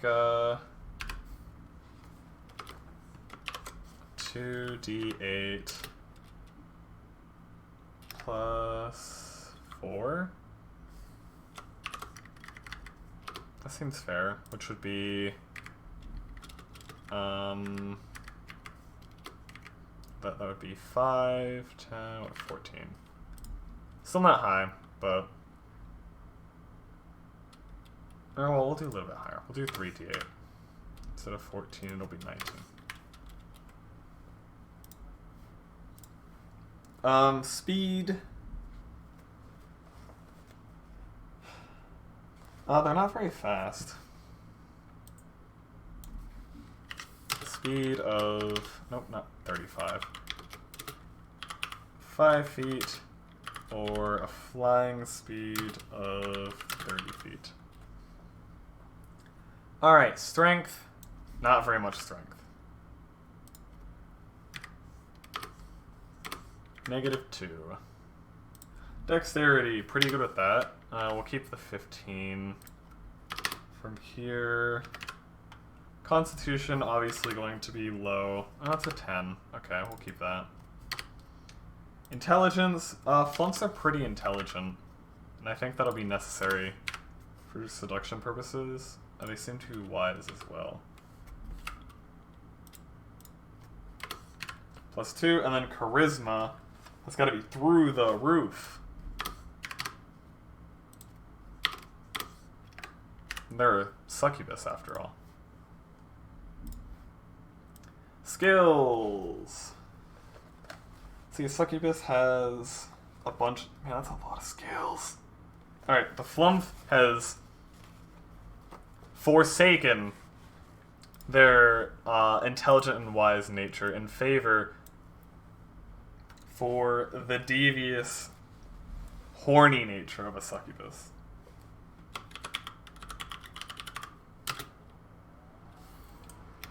So you have Deception +9,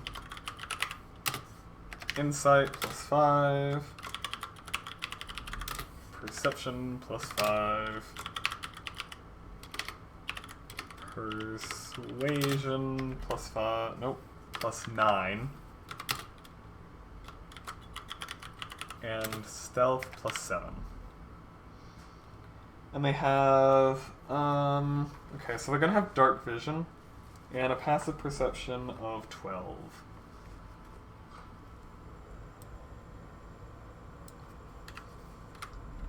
And dark vision up to 60 feet. Languages!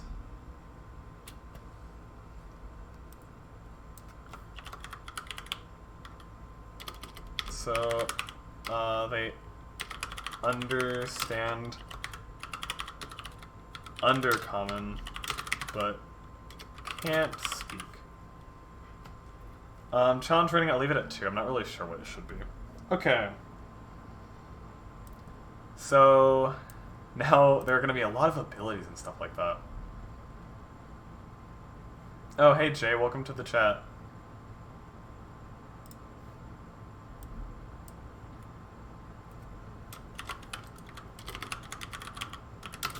Jay, I'm sure you're familiar with flumps, aren't you?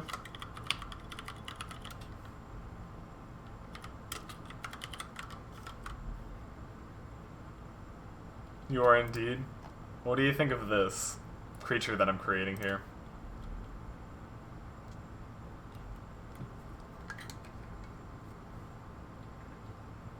How does this make you feel?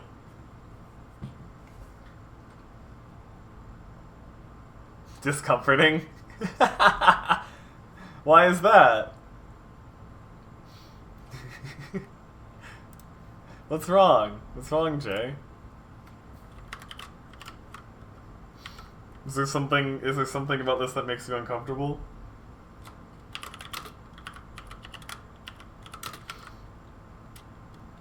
Victor helped me come up with this idea. Imagine that.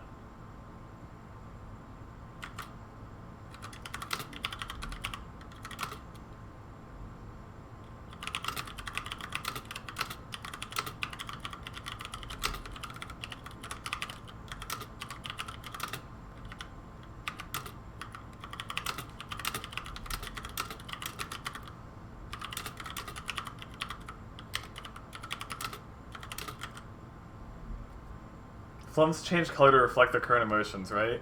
Yeah, they do. I actually asked earlier what color horny was, but unfortunately the book doesn't say. That's exactly what I was asking. What color is horny? So we have, let's see, where are they? Soft pink means a muse. That's already taken. Deep blue is sadness. Green is curiosity, and crimson is anger. So pink is already taken, unfortunately. That seems like it would be the obvious choice. And red is already, or crimson rather, is taken as well. As for anger. And I mean, if pink is a muse, I'd go with yellow. Yellow might be good. Because I wouldn't want it to be too close to pink. No, yellow's not taken. It's pink, blue, green, and crimson. Or the 4 that the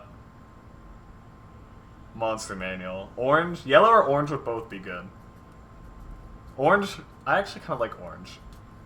Because orange is like the pink of yellow, right? I think orange. I like that.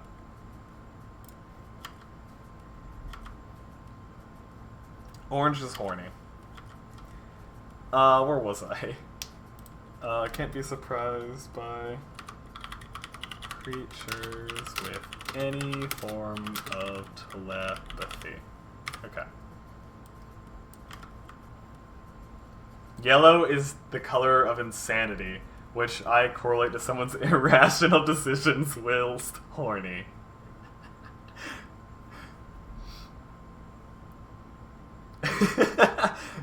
You're really, fighting for yellow, huh? Orange is pretty close to yellow, though.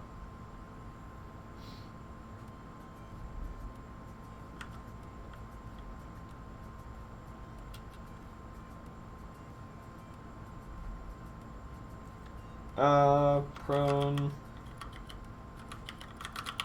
deficiency, which is a very unfortunate trait to have.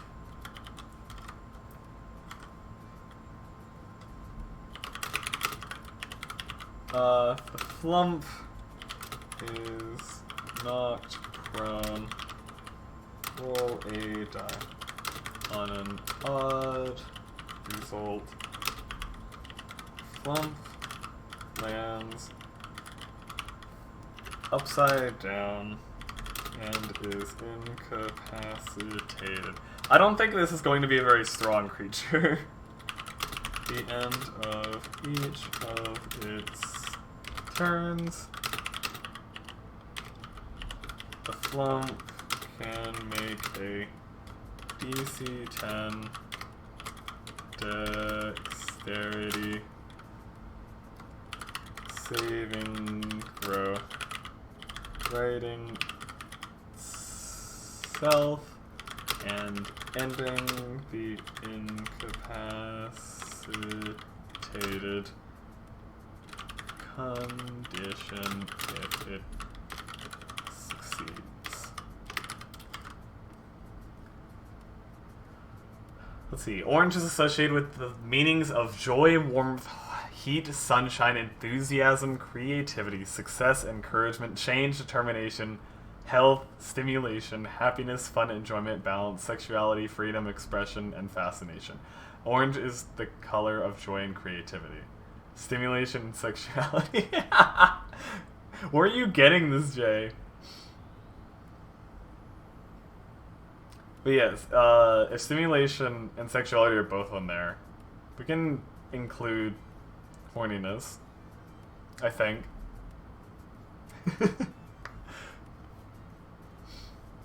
Shop guy is listening to Go for it game. The thumpering through my noise canceling headphones. That's rough, dude. Isn't bass such a wonderful thing? Whoever invented bass was a genius.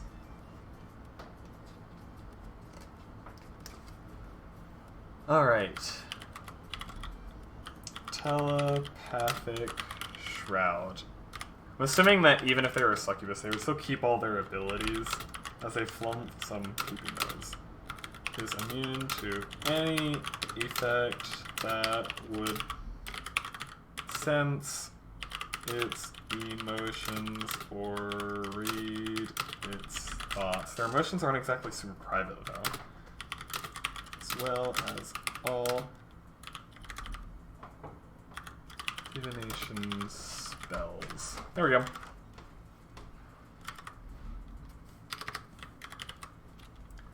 Alright, now let's go to the succubi abilities.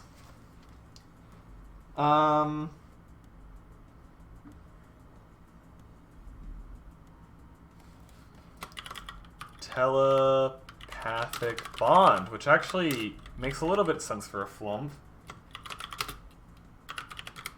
The flump can... the flump ignores the range restriction on its telepathy when communicating with a creature it has charmed. Two do not even need to be on the same plane of existence. Crazy. Did I not spell existence right? I thought I did. Yeah, okay. Shape changer. I don't think a flump needs a... I don't know.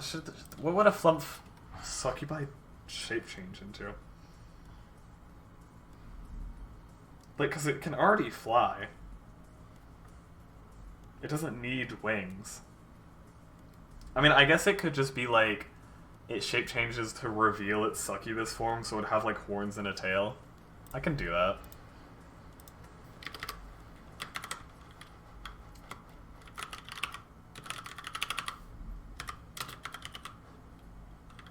That makes sense. We'll do that. Oh, forgot to italicize this.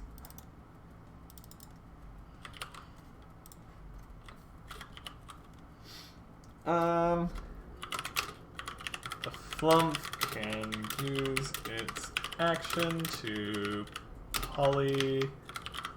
I want to see, like, I wish I could draw. I want to see, like, art of a succubus flump.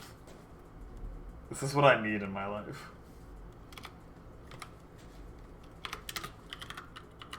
Into a, what size is a flump again? Small, okay. Small flump or back into its true form. Flying speed wouldn't stay the same. So statistics are the same in each form.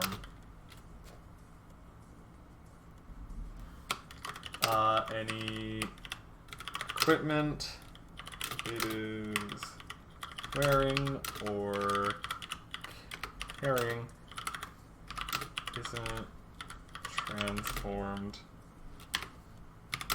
It reverts back into its true form if it dies.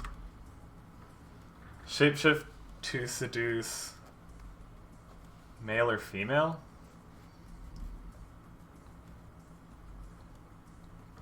What do you mean, Victor?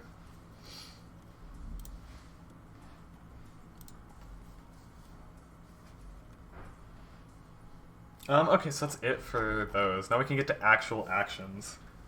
So neither of these get multi-attack, so multi-attack can go. We'll start with the flump forms again.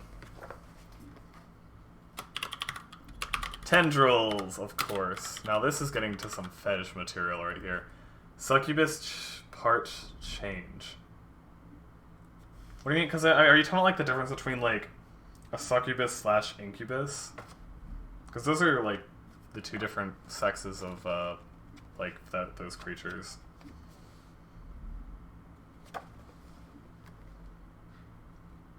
I guess I could. There's no reason for me not to have this be both.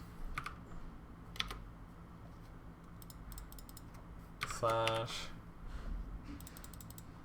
Let me spell this right.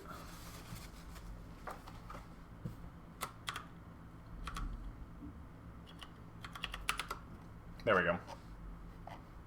Yeah, but it can be either or.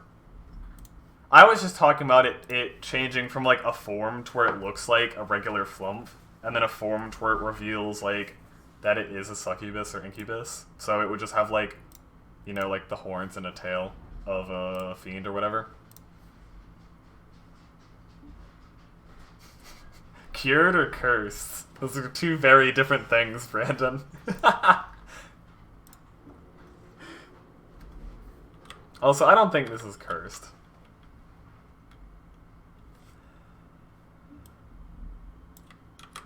It's only as cursed or not cursed as you want it to be. So this is a +4 to hit. Reach of 5 feet. 1 target.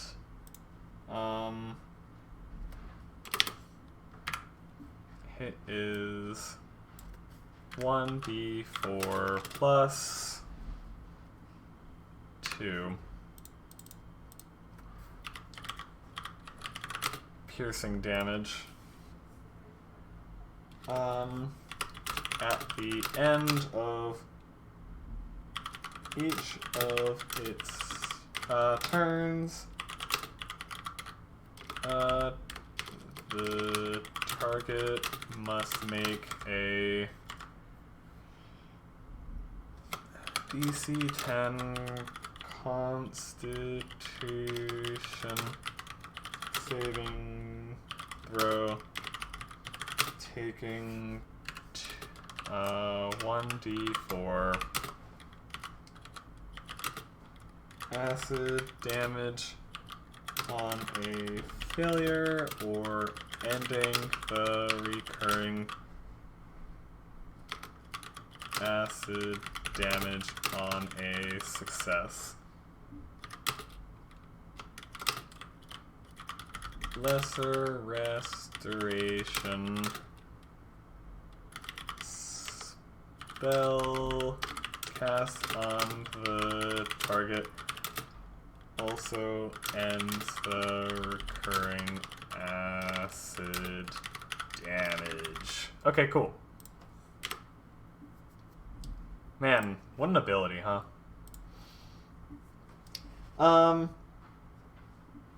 And then we also have the sexiest of abilities, Stench Spray.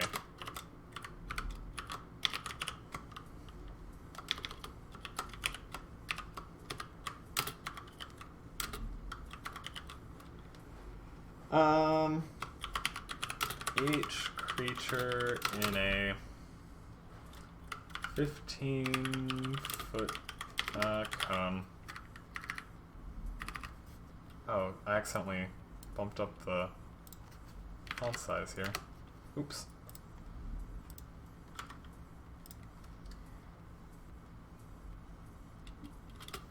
Originating from the lump must make. That's originating. There we go. Must succeed on a DC. Is it 10 again? Yeah, DC 10. Dexterity saving throw or be coated in a foul smelling liquid. Actually, let's just homebrew this a little bit. And instead of a foul smelling liquid, let's do a sweet smelling liquid. And instead of stench spray, we'll call this horny spray. Sounds good.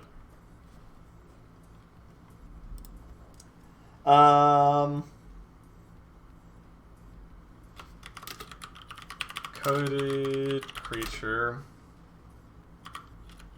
exudes a horrible stench for 1d4 hours. Instead of horrible, it'll be sensual.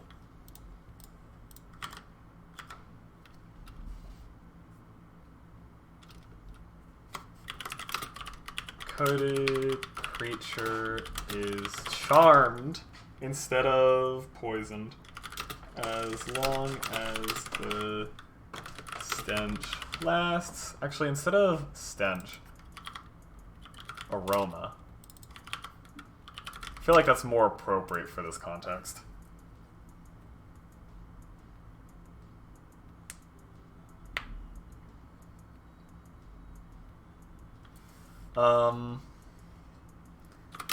And other creatures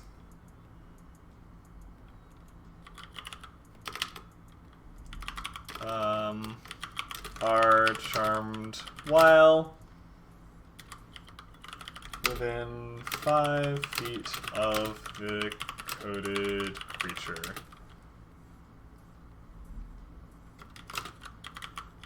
Creature can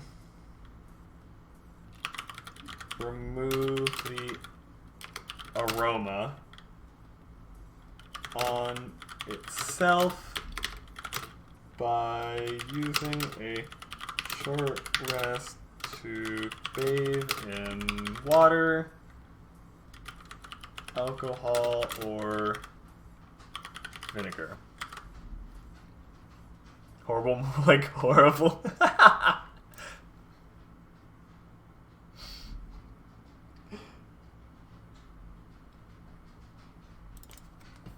Alright, I'm using that. Thank you. Thank you for that, thank you for that recommendation.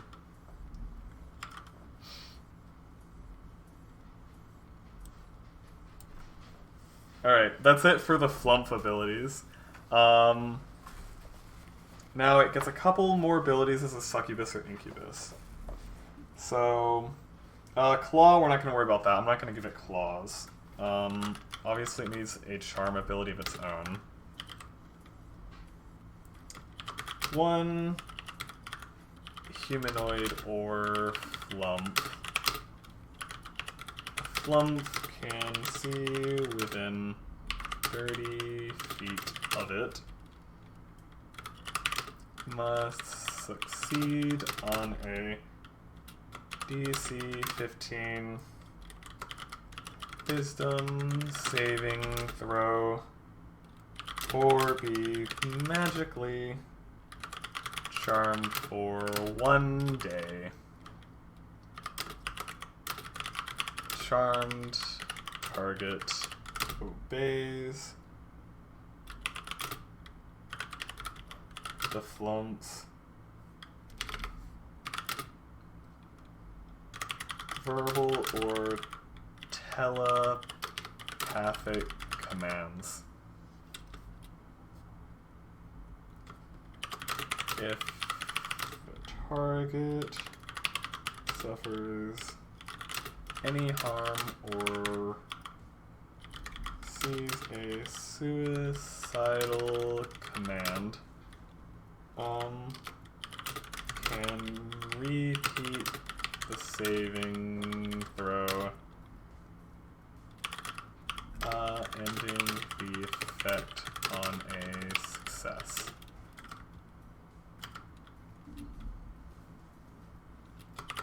If the target successfully saves against the effect, or if the effect on it ends, target is immune to this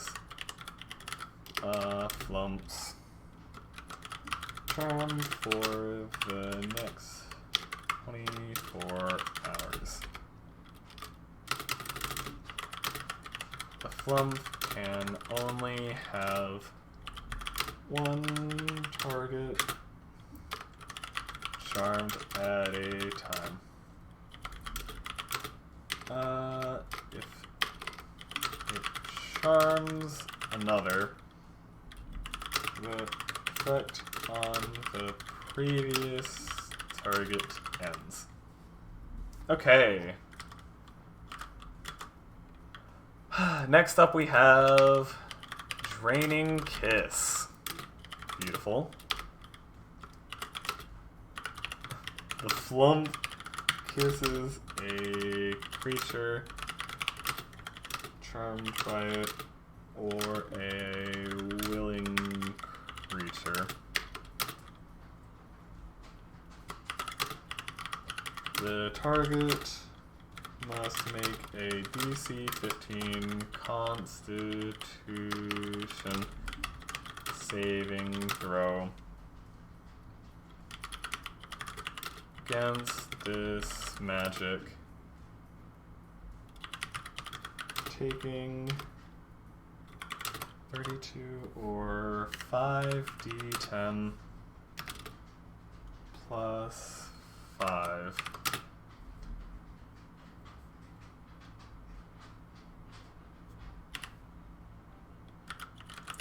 Psychic damage on a failed save, or half as much on a successful one.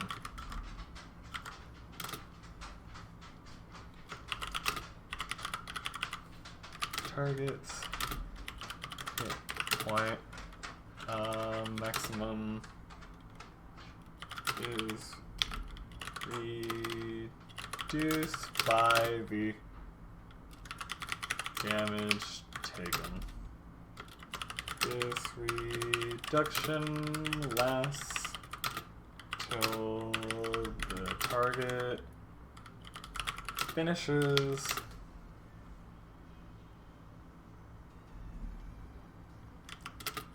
a long rest. That is a dangerous ability. Target dies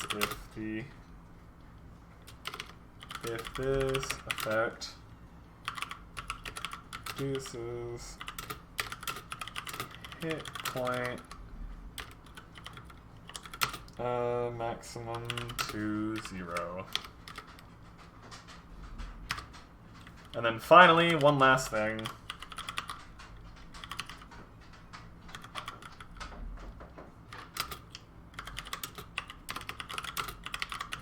Target. Oh wait, not the target. The flump can magically enter. No. The flump magically enters the ethereal plane from the material plane, or vice versa. There we go. Man, that one was a lot, but now my succubus or incubus flump is finished.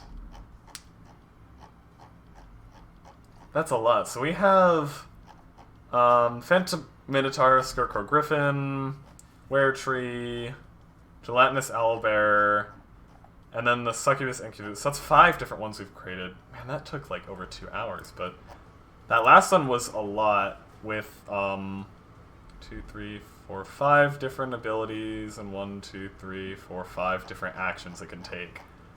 A lot of different stuff with that one. I think that's enough for the creatures for now. I may create some more off stream before that one shot. So if you have any ideas, let me know, and I will consider using them. Definitely want to have more than just this, so that way if anyone that ends up playing in that one shot is watching this, they don't know everything they're going to be facing.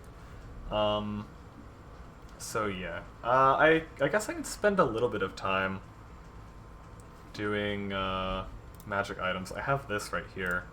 I was thinking about just like coming up with some magic items. Actually, now that we have, before we move on to this, Iron, since you posted some stuff in the Discord, I can show that off, since I said I would. So if I bring this back up, there we go.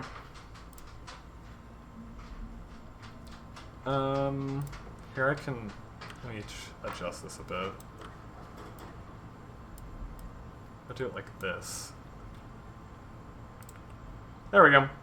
Let's check these out. I want to see what you made. So we have 1,000 Eye Shield. Shield made of nothing but 1,000 preserved still functional eyes from 500 slain enemies. Gouged out using a ceremonial magical dagger and a simple bone acting as the handle to hold this item. That is a gruesome shield you have right here. But I like it. And it's a craftable. Interesting. Resistance to necrotic damage, advantage on saving throws against necrotic-based effects, such as Undead Grasp, immunity to fear or frightened. I imagine with this shield, you would typically be the scariest one in the room. As a bonus action, you can use this shield's creepy design to strike fear in one target within melee range. This can also be done as a reaction to an enemy creature rolling a natural 1 when doing a melee attack. Oh, interesting. I like that. I like that. Downside to this item does not grant the +2 to armor class that a normal shield would, and the shield is made because it's made nothing of eyes.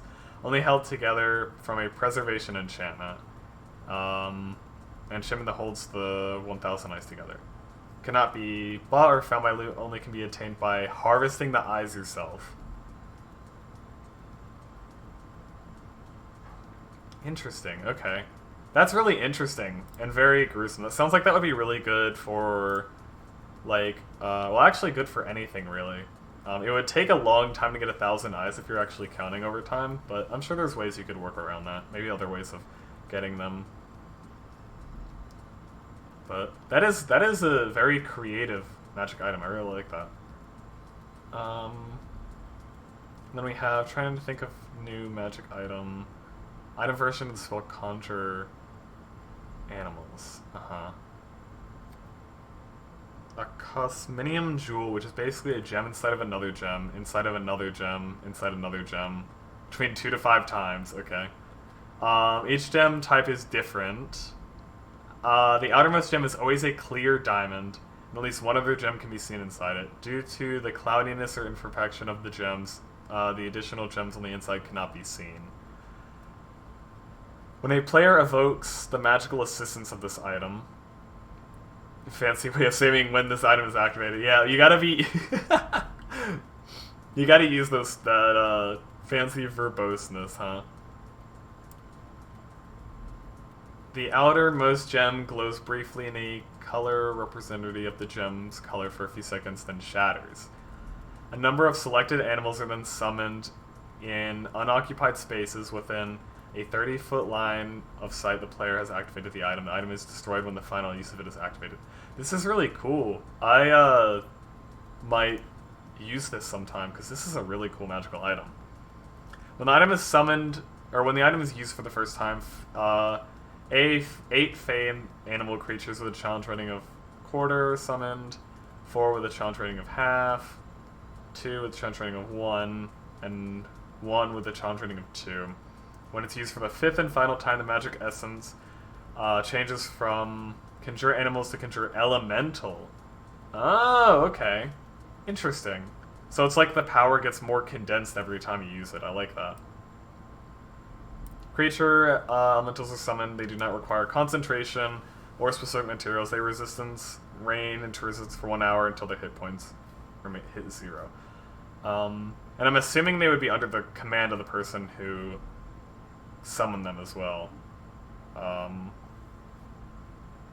Otherwise, it would be a very chaotic magical item, which I also like. I like magical items that are just kind of crazy. But I do really like that. That is really cool. I'll check out these other ones you put in these text things later, but I honestly don't feel like getting them up on stream right now. But thank you for sharing all of that again. And yeah, welcome to the server too. Definitely very cool. Yeah, so I will bring this back up.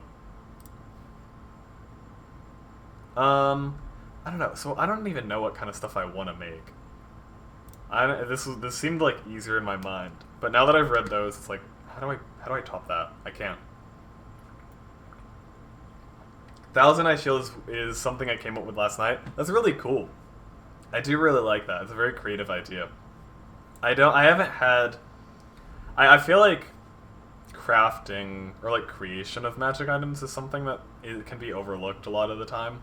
So having that is pretty cool.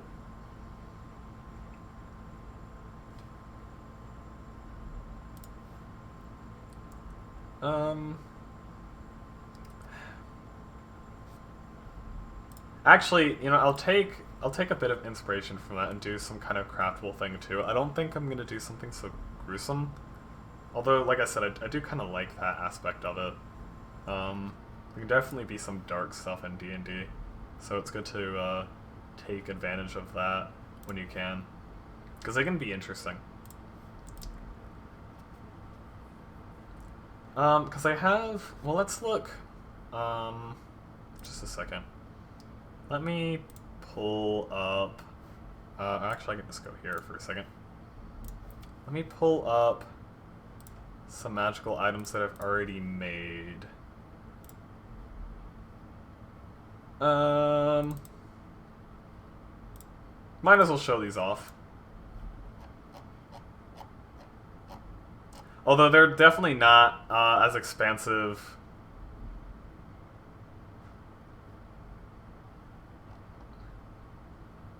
Let's see. Also, some of them aren't mine that I created as well. The notepad file labeled as Elemental Sum is the shortest one for info, but it is pretty clear. Okay. Okay, if I go back here, it should... Okay, yeah. Anyway, this is just like... Well, like I said, some of these I didn't make. Where are the ones that I've made? No, these are not... No, this isn't what I wanted. Actually, oh no, I know where it's at. I did a one-shot once where I gave out some magical items. That's where that's at. Going back.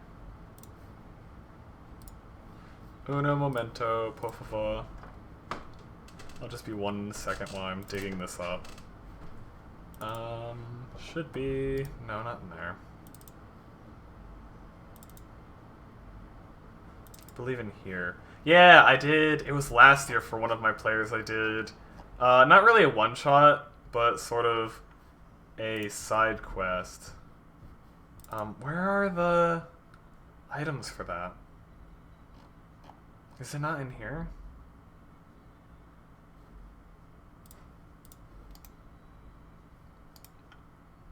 Is it in... Where in the world did I put those?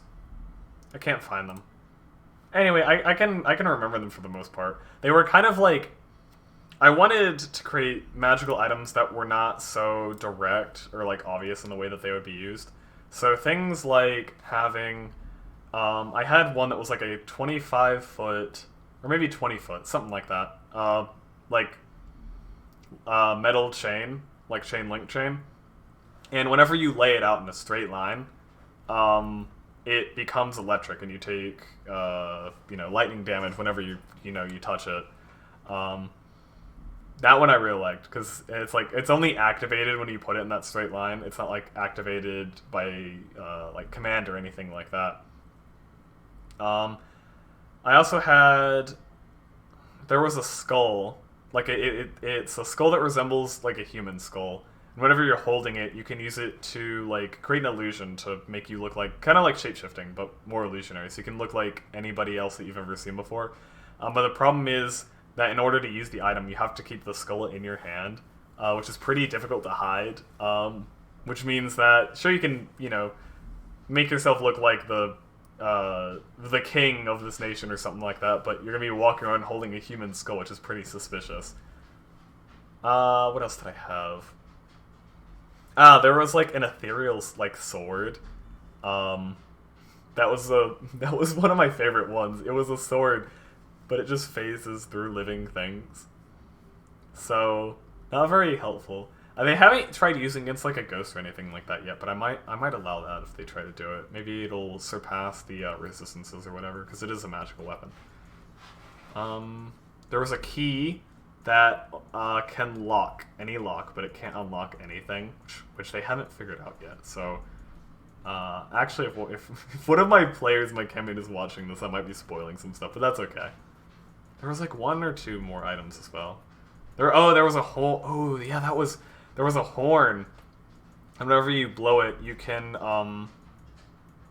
it'll animate any armor you've left on the ground, and you can, get it to, like, do things for you. So, like, if you just, like, have an extra set of armor, or if you, like, take off whatever armor you're wearing, or even, like, a set of clothes, and then you blow the horn, it'll, like, animate it into a little servant that you can command. I don't remember if I allowed it to have combat, but, I mean, armor class is pretty straightforward when it comes to animated armor. But I think mostly, like, a more advanced version of Mage Hand, where they can, like, do things, go, like, follow simple commands, go places, pick up items, retrieve, all that kind of good stuff. Just a way to interact indirectly with the world. I did really like that one. I try to be creative with that kind of stuff. But yeah. Trying to think if there's anything... let's go back here. I want to come up with at least a few. But I'm just drawing a blank on this, which makes me feel a little bad. If I think... Let's do like a... Since we're on with the Succubi Flump, I'm kind of wanting to do like a charm type thing. So it'd be cool to do like a magical item like a charm. Maybe like glasses. What if I just...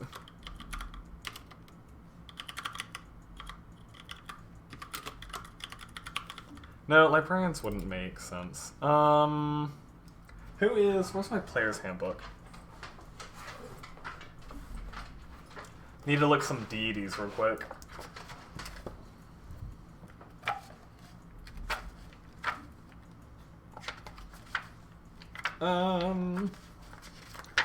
Let's see. Deities of the Forgotten Realms.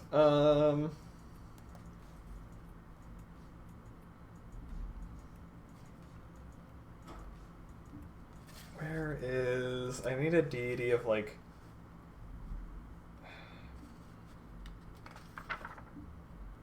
love? Or something like that?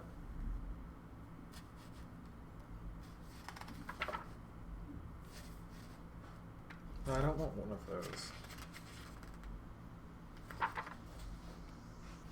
I know there is one. Oh, Soon, Goddess of Love and Beauty. Could have... maybe a charming one?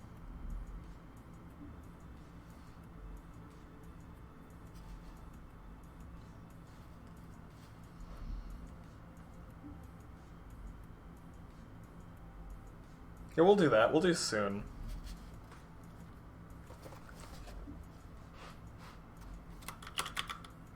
Soon's glasses. We could do Spectacles of Soon.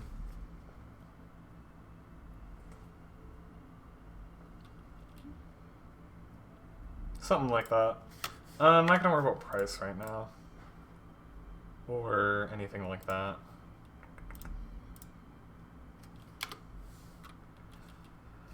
Let's see. I mean, it could be pretty straightforward. Oh, I like to have drawbacks too. Yeah, what if we do like, when the user is wearing these glasses, they can use a bonus action to charm another humanoid creature. Target must make a DC. We'll do DC 12. Constitution. Is charming usually a Constitution saving throw? Is that right? Where was... oh wait, I can just check my succubus and see what it is on here. Charm... oh no, it's Wisdom. Okay, we'll do Wisdom then.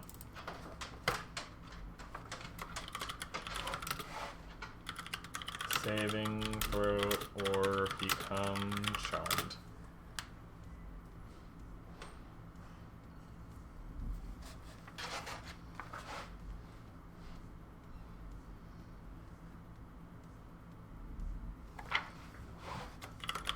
The effect lasts until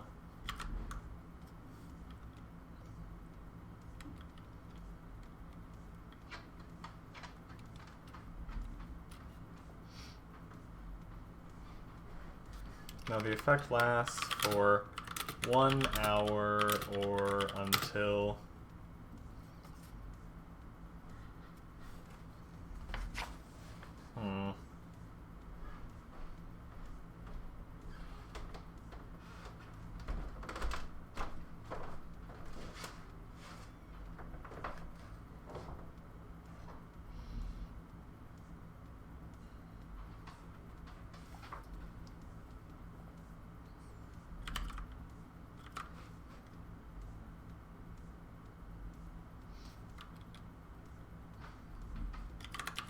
another creature is charmed with these glasses. While wearing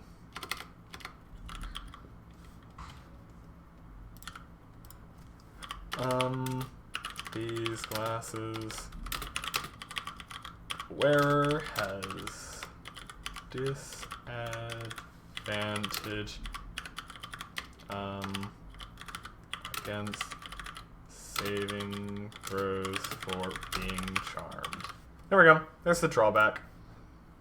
You can use it as an active ability to charm other people, but it makes it easier for you to be charmed.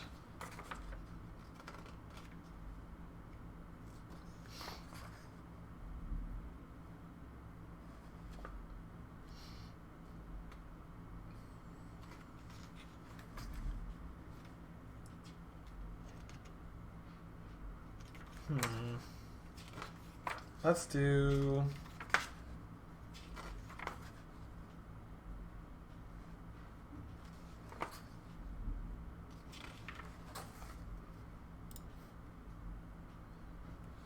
You should make the cursed Catboy pendant of legend.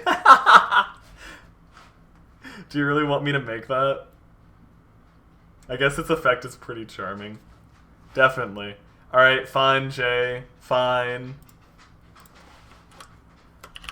Cursed Catboy. What was it? Cursed Catboy pendant of legend.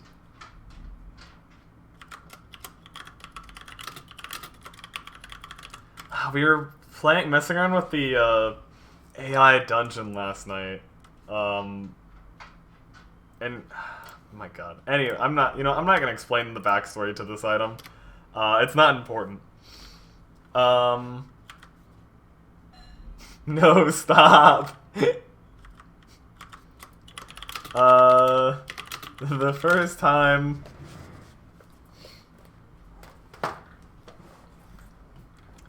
a creature touches this pendant, they must succeed a DC, I'll say DC 14 charisma saving throw or be transformed into black tar for 1 hour. There's still time to literally not do this. It's already too late, Brandon. This is being done, okay?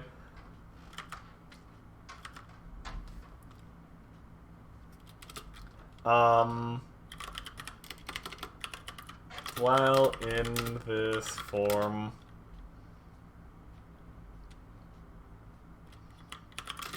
the creature is incapacitated, has 10 AC, and cannot automatically fails all saving throws. After the curse has been activated, pendant loses the curse and does not apply that effect to any more creatures. I'll just say loses the effect.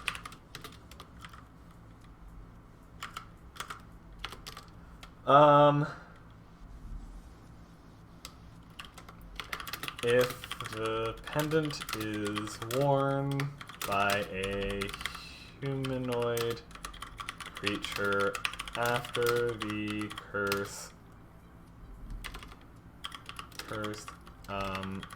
effect has been lost, that creature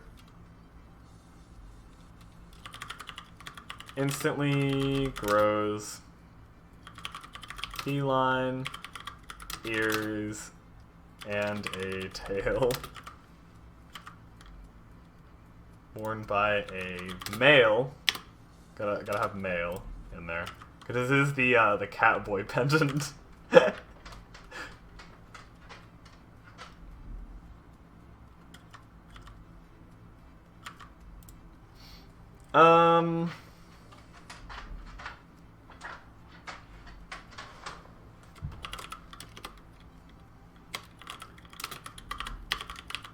Creature gains advantage on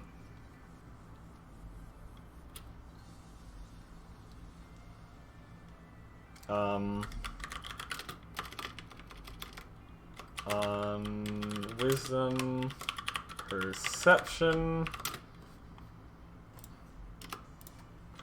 checks that rely on sound or smell.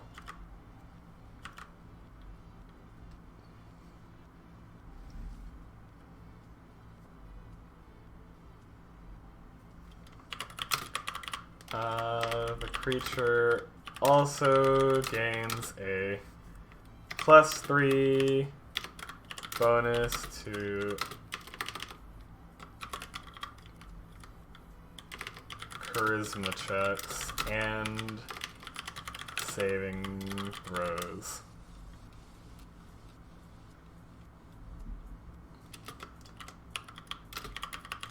The effects end when the pendant is removed from... The pendant is no longer being worn by the creature. There we go. Is this what you wanted, Jay? Is this what you wanted me to create? I hope you're happy. I hope you're satisfied with this. If there's any changes you want me to make to it, let me know, but, I have now created the, Cursed. Cursed Catboy Pendant of Legend. Which is only cursed until it's not.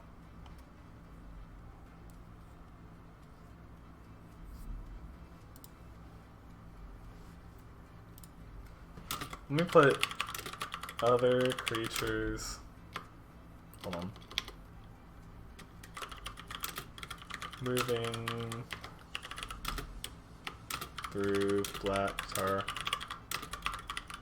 Creatures move as if moving through difficult terrain.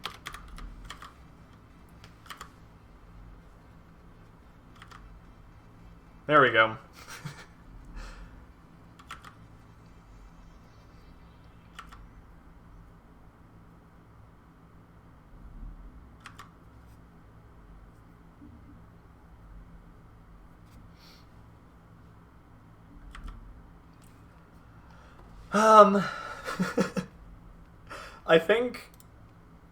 I think with that, with the Cursed Catboy Pendant of Legend, I might end with that. I think this might be a good ending point, is the creation of this item that I have just made upon request. So I hope you're satisfied. I really do. I hope this is everything you could have wanted, Jay. Mm-hmm. I'll definitely I'll definitely be using everything that I've made tonight in future stuff. So yeah, look forward to that. I'll be streaming. Oh man, I don't even know what I'm going to be doing next week for my streams. If you want to know later when I'm streaming again, which could be soon, next week is going to be crazy because it's Christmas and stuff like that, and finding people is going to be difficult this time of year during the holidays. But I'm going to try. So I'll see if I can get something in next Saturday. I've also been asked to do a Monday stream sometime, so I might be doing that. Not next week, but the week after. Maybe on the 28th. So if you're interested in joining me for a one-shot on that day, let me know in Discord or on Twitter, where you can find me. Links are down below, of course. So yeah, always looking for new players and stuff like that for my one-shots. So if you're interested, definitely let me know, and I'll see about getting you onto one of my shows. Yeah. Also, actually, before I end the stream, I wanted to try something new, perhaps. Which is, maybe I want to raid somebody. I haven't ever raided anybody before, you know? That might be cool to try. Let me see who's streaming right now. You know, okay, this is gonna be really, really dumb. But when at the beginning of the stream, I mentioned that I was watching Arcadum, who is like one of the bigger, almost big. I mean, probably like second to like Critical Role on Twitch, honestly. From what I can tell, size wise, let's raid him. Why not? So, yeah, you guys can check him out if you want. I don't think he is. I know whenever he was streaming earlier, he said he was trying to get to 200,000 followers. And he's not that far off. He's at like 180k right now. He's trying to get to 200,000 before the end of the year. So if you like D&D and stuff, maybe you should follow him. Anyway, that's it. I'll see you guys next time. And have a nice night.